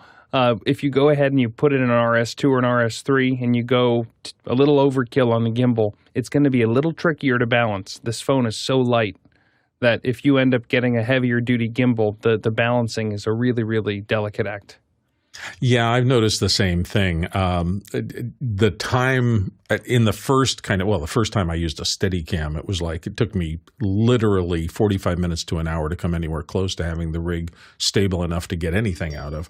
And now it doesn't surprise me at all to spend 15 minutes rebalancing a rig to get the kind of results you're looking for.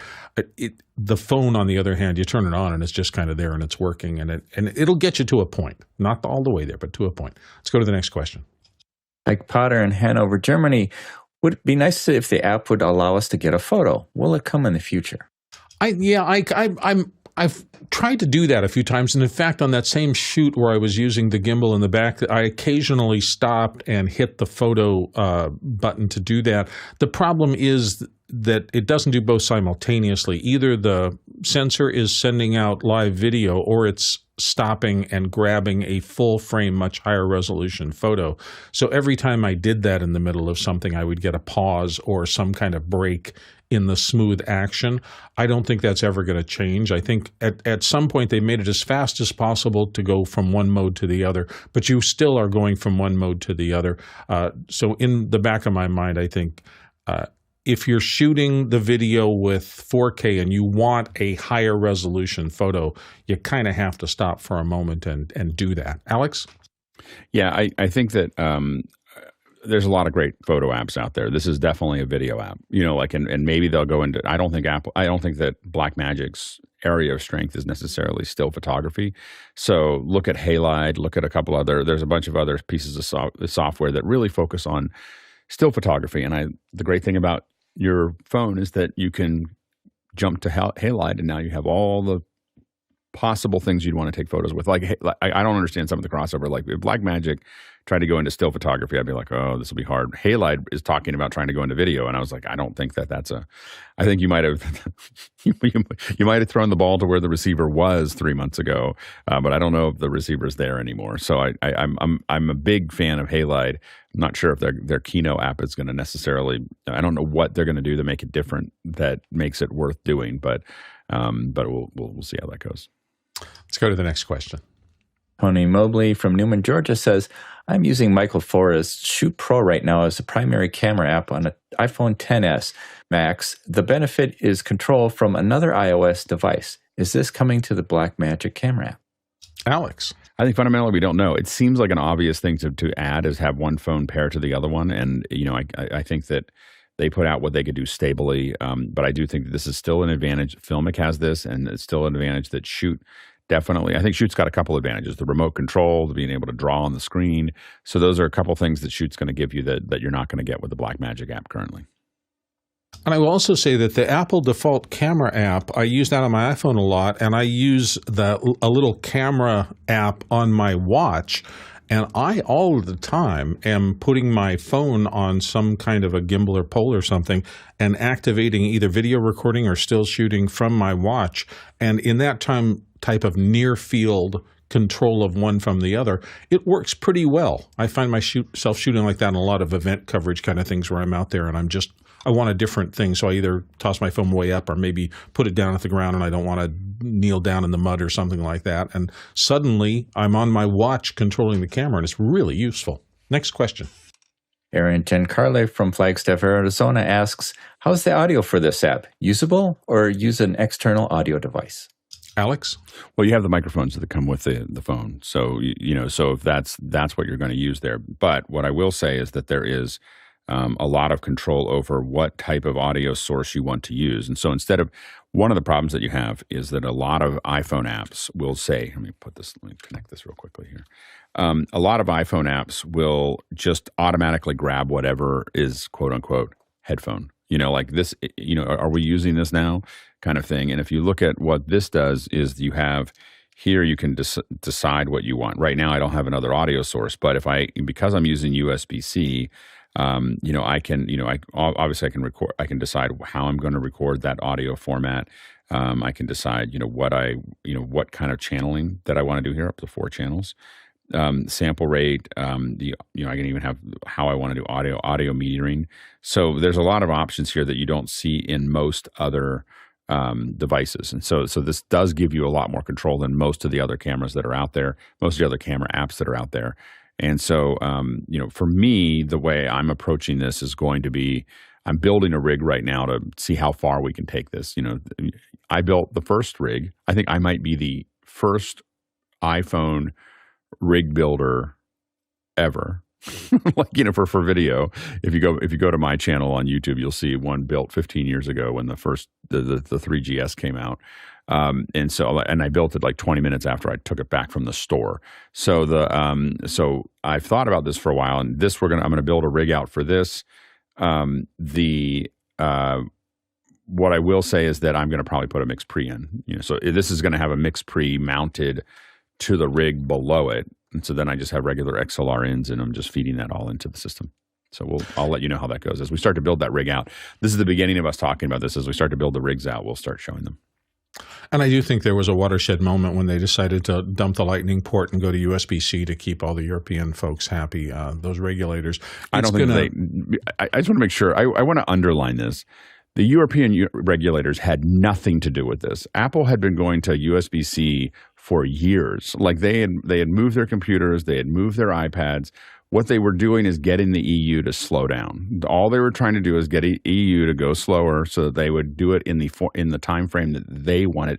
I only want to attack that just a little bit because I don't think Apple changed their timeline at all. I think what people read as the EU forced Apple to go to USB-C. I think Apple got the EU to go to their schedule. Like if you look at the schedule of computers, then the iPads, the next natural thing was to move the phones over, and I think that they just wanted to do it in a certain a cadence, and they persuaded the EU to, and they allow the EU to take credit for it. There's no way. I mean, if you look at how long it was delayed to Apple's schedule. So Apple. But if you look at everything else, this was the next obvious thing they had to do. You can't have this phone do what it's doing with Lightning. Like it is not. So the phones and remember these features were not decided when the EU decided this. The features on this phone were probably defined somewhere between 3 and 5 years ago. Like you just have to, we have to understand how hardware gets built at this level. But minimum 3 years ago, this is long before the EU got close to what it was. Apple knew where the phone needed to be, and so I don't think that I just want to make sure we talk about this on MacBreak a lot, and I'm a little prickly about that because the EU didn't force Apple to do anything. The EU was forcing them to open the.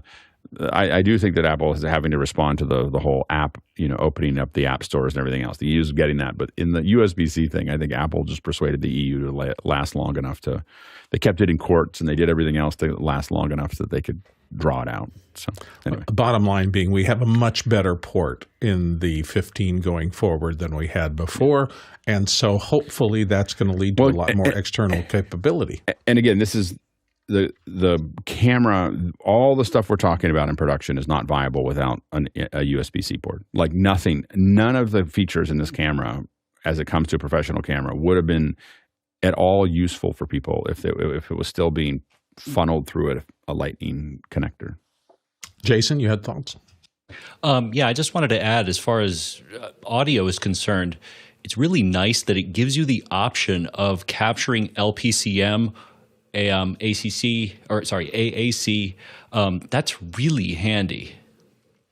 What do you linear? Is it linear pulse code modulation versus AAC, which is the other thing? So it lets you capture raw without wasting, the required. So, for example, ProRes capture, right? And I believe I'm trying it right now just to make dead sure I'm not misspeaking. But if I go into ProRes let's just go with ProRes full, right? Like ProRes 422HQ, I can still go into audio, and the audio will allow me to record in, let me see, I'm checking it, and not waste the space. That's right, I can do IEEE float, AAC, or linear PCM, so it makes for a slightly smaller file. It's still going to be giant, but slightly smaller. Less giant than would be otherwise. Well, again, and this is what we're talking about. For those of you who are technologists who really want to dive in, these are the kind of choices that these new tools allows you to make, as opposed to hit the record button and we're going to give you what we want to give you. Let's go to the next question. Kevin Graham from Rochester, New York. Can you upload media clips saved on your phone to the cloud or export it to an external drive if you have not set up the cloud path? CJ. So if you haven't set up Blackmagic Cloud, you can still choose to save it to another folder that syncs to a cloud service via the Files app or to an external drive. So what you're going to want to do is in your, not that one. In your Blackmagic Camera app, you'll go here to Media, and then you'll hit Save Clips To. When you hit Save Clips To, then you're going to hit Files. And then after you're in Files, you can go choose either a different cloud service if you want to leave it up to the Files app to sync, or in this case, I'm going to click on this SSD, say Blackmagic Camera Test, and then hit Open in the upper right. And now if I go back to my camera settings, you can see in the bottom for my storage media, it says, hey, you've got 12 hours of 422 HQ ready to go. So that's how you want to do it. Again, go into settings, media, and then choose in the Files app where you'd like that to go. And to wherever that hard drive could it be network attached storage and have a watch folder on it to send it somewhere else, or would that be too complicated a file? I really wouldn't go there directly in the app. No? Theoretically, yes, in the Files app on iOS, you can add a remote drive destination. It's much easier, for example, through the Synology Drive app, but yes, it is theoretically possible. So there's people out there who will be exploring that. You can guarantee it right now. Let's go to the next question. Rob Harris in St. Paul, Minnesota asks, any recommendation for a small USB-C dock? I'm running to an external drive using an iPhone 15 Pro Max, but that eliminates the use of USB-C mics. It's been interesting to me. I've been using OWC for a long time, and most of them are desktop DOPs. But I did try, because I've been on the road a little bit lately, looking at some of their bus-powered laptop docks, and I've been kind of impressed. They don't do everything the big docks do, but they certainly make it easier than I expected. Jason, what's your experience been? I love the Express dock. It's $50. It saves you $200 in dongle hell, and that's only on a desktop. You can plug the same thing into an iPhone. And I'm sure that there are use cases where it requires that plug in and plug through power, but very rarely, I can't imagine, and I have yet to run into one, where if you plug one thing in, I just need Ethernet through my iPhone, I just need HDMI through my iPhone. I don't believe it requires any plug through power. Alex? Of course, I'm going the other way, which is that I'm defining a V-mount battery that will power both the hub as well as the camera, as well as being able. So I have, I don't have. I'm still working on the definition, but we'll show these as they start to get built out. By the end of December, I should have a pretty built-out film rig that's built around the iPhone, and I'll do like a little tour of it or whatever. But but this one's this will be a V-mount battery, and that battery then will go out to the hub. And a lot of them, like the small rig 99, has a USB-C, so I can use a USB-C to the hub if I want to deliver power that way. But that's delivering power back to the camera, back to the phone, as well as allowing it to have because I want Ethernet, HDMI, all those and a USB-C for audio input, so on and so forth. So yeah, we're working on that. Work in progress. Next question. Oh, Jason. Craig Kadoki. Yeah, I already hit next question, sorry. Craig Kadoki from Toronto, Canada. Alex, when you showed the audio in, was it limited to 4 channels because of the app or your interface? Having 12-channel USB in and out would be awesome. Alex. I haven't tested that yet, so I'll let you know as we go a little bit further. I think it's probably limited to 4 channels, just the way it's set up to record right now. I don't think that there's any reason why I couldn't expand it, but typically what I would do is put sync channels in there. I do believe it supports timecode, so you could put timecode down one of those channels to apply that. But as you start to move into film, you start moving into a 2-system process. So you're going to have your audio running in one place and your video running in another place. You might have a safety. As soon as you get serious about it, you're going to have safety audio and timecode going into the camera, but you're not planning to use all 12 channels. That's what your recorder's for. You record that and then you resync that audio and the video later. So I think that's how I would approach that. If I started talking about more than a couple channels, 4 channels is super useful. More than 4 channels, I'm kind of like, well, I'm going to use a two system process at this point. Next question. Douglas Carmichael asks, could you see Blackmagic Designs adding a network control API to the app? OSC, for example. That would be interesting. Alex, what do you think? Yeah, 100%. like all this stuff is on. I don't know if they'll do OSC, but the idea of them having an API that's going to interact with the phone and be able to set settings and so on and so forth, like they do with everything else they make, it seems unlikely that they wouldn't allow you to have some of those interfaces. I think they're just happy to get the phone out now. But what I was amazed by what Blackmagic did was not so much that it was, that they built a camera app, that it was so developed, knowing that this is version 1. And over the next year, I expect to see a pretty high velocity of updates where we get the ability to interact with the switchers better, an API that we can call to, those types of things. I would be really surprised if we don't see Blackmagic continue to move down this path. It's a pretty incredible, because a lot of people have been asking on some of the other stuff that I've been talking on is, so what's the business model? Like, they're giving this away. Well, the Blackmagic Cloud, for one. Also, this it's an incredible first step into the Blackmagic ecosystem. So I think you're going to see more and more tying in with the metadata and everything else with Resolve. You're going to see, and once you get into an ecosystem, it's really hard to get people out of it. So I think that's part of the process. Plus, with their switchers, how long is it going to be before there's all sorts of mobile operating rigs where you have one of the little Blackmagic ATEM switchers and 3 or 4 iPhones, and you're doing multicam in the field with a very low footprint, low stress rig. And for a lot of things that just there was no way to pencil out, a school concert or stuff like that, people will be able to do explore, and those will probably be the next generation's television switchers and things like that. So people learning on these simple tools will end up advancing in their careers over time. Let's get to the next question. Elton Christensen from New York City, New York asks, when using the Blackmagic Camera app, what brightness level do you set your iPhone to while using the app? Jason, what do you think? Well, if you're constrained for battery power, the answer is as low as possible, because on this on the app itself, you have meters. Like you can actually look at the scopes and set your exposure without having to try to judge exposure in harsh lighting conditions. There you go, Alex. When I'm capturing with a phone, I turn it up all the way. So I start with a phone. I start with a battery that's totally. I'm not worried about it. I mean, I haven't had to shoot long shots yet, but I tend to the monitor. Just as a note, by the way, I've done a lot of testing in this area. Your monitor brightness is not the thing that affects your battery. Your cellular connection affects your battery. You want your phone to last for a long time? Go to airplane mode, or just turn off your cellular. It's your cellular connection that is so what happens is, especially if you don't have a good connection, your cellular is looking for it, and it's emitting a lot. By the way, it's emitting a lot of RF, but it is burning up that battery. I have my iPhone 14 doesn't have a modem anymore because I moved it over to the 15. It lasts for days, 3, 4 days, 5 days. Like it just lasts forever without that modem. That's useful. Thank you, Alex. Jason.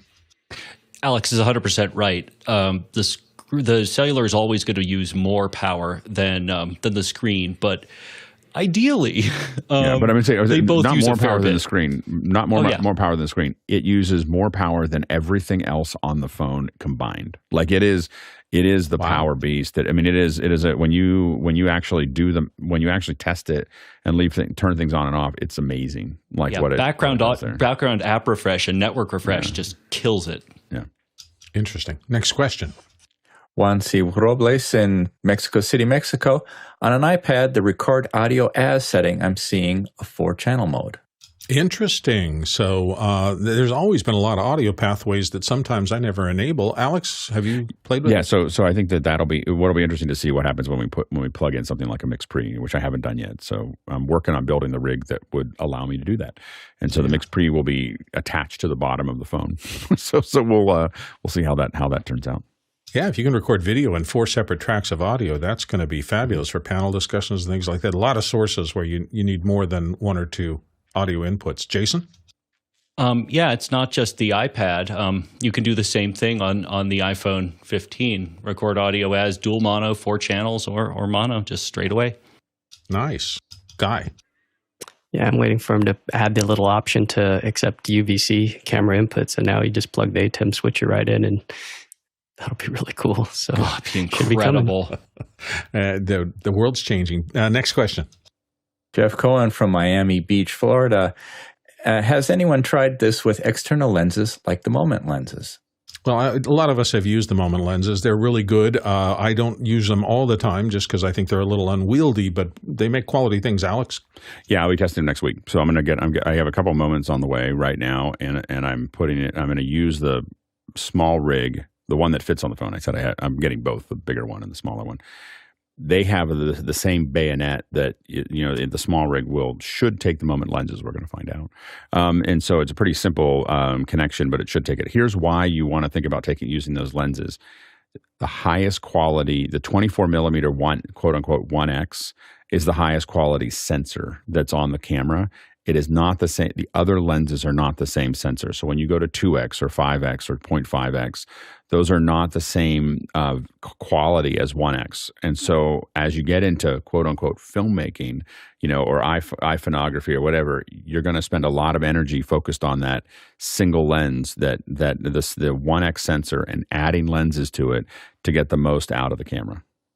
It has been such an exciting discussion today. Thank you all very much for participating. Don't forget, tomorrow streaming to multiple locations. Alex will be in the host chair, and he's going to talk about how Office Hours is going to begin streaming to more than one YouTube channel and eventually more than one platform.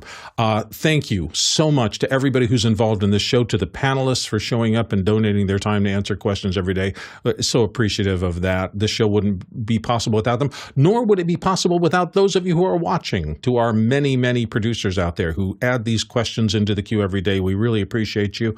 And of course, the back-end crew is unbelievable in the amount of effort they put in every day to make this possible, and we really appreciate that. We will be back to see you tomorrow. Thank you.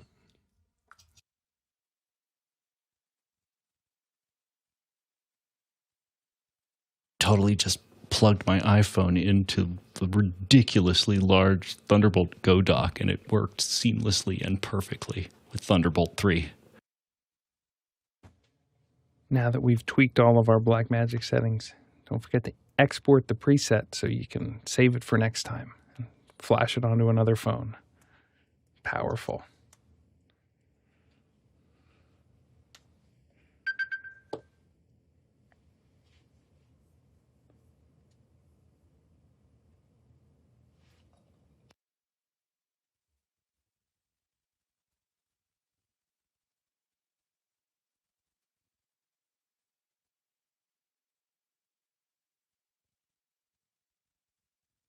Thanks for your patience today, everybody. Sorry about the little mishaps there.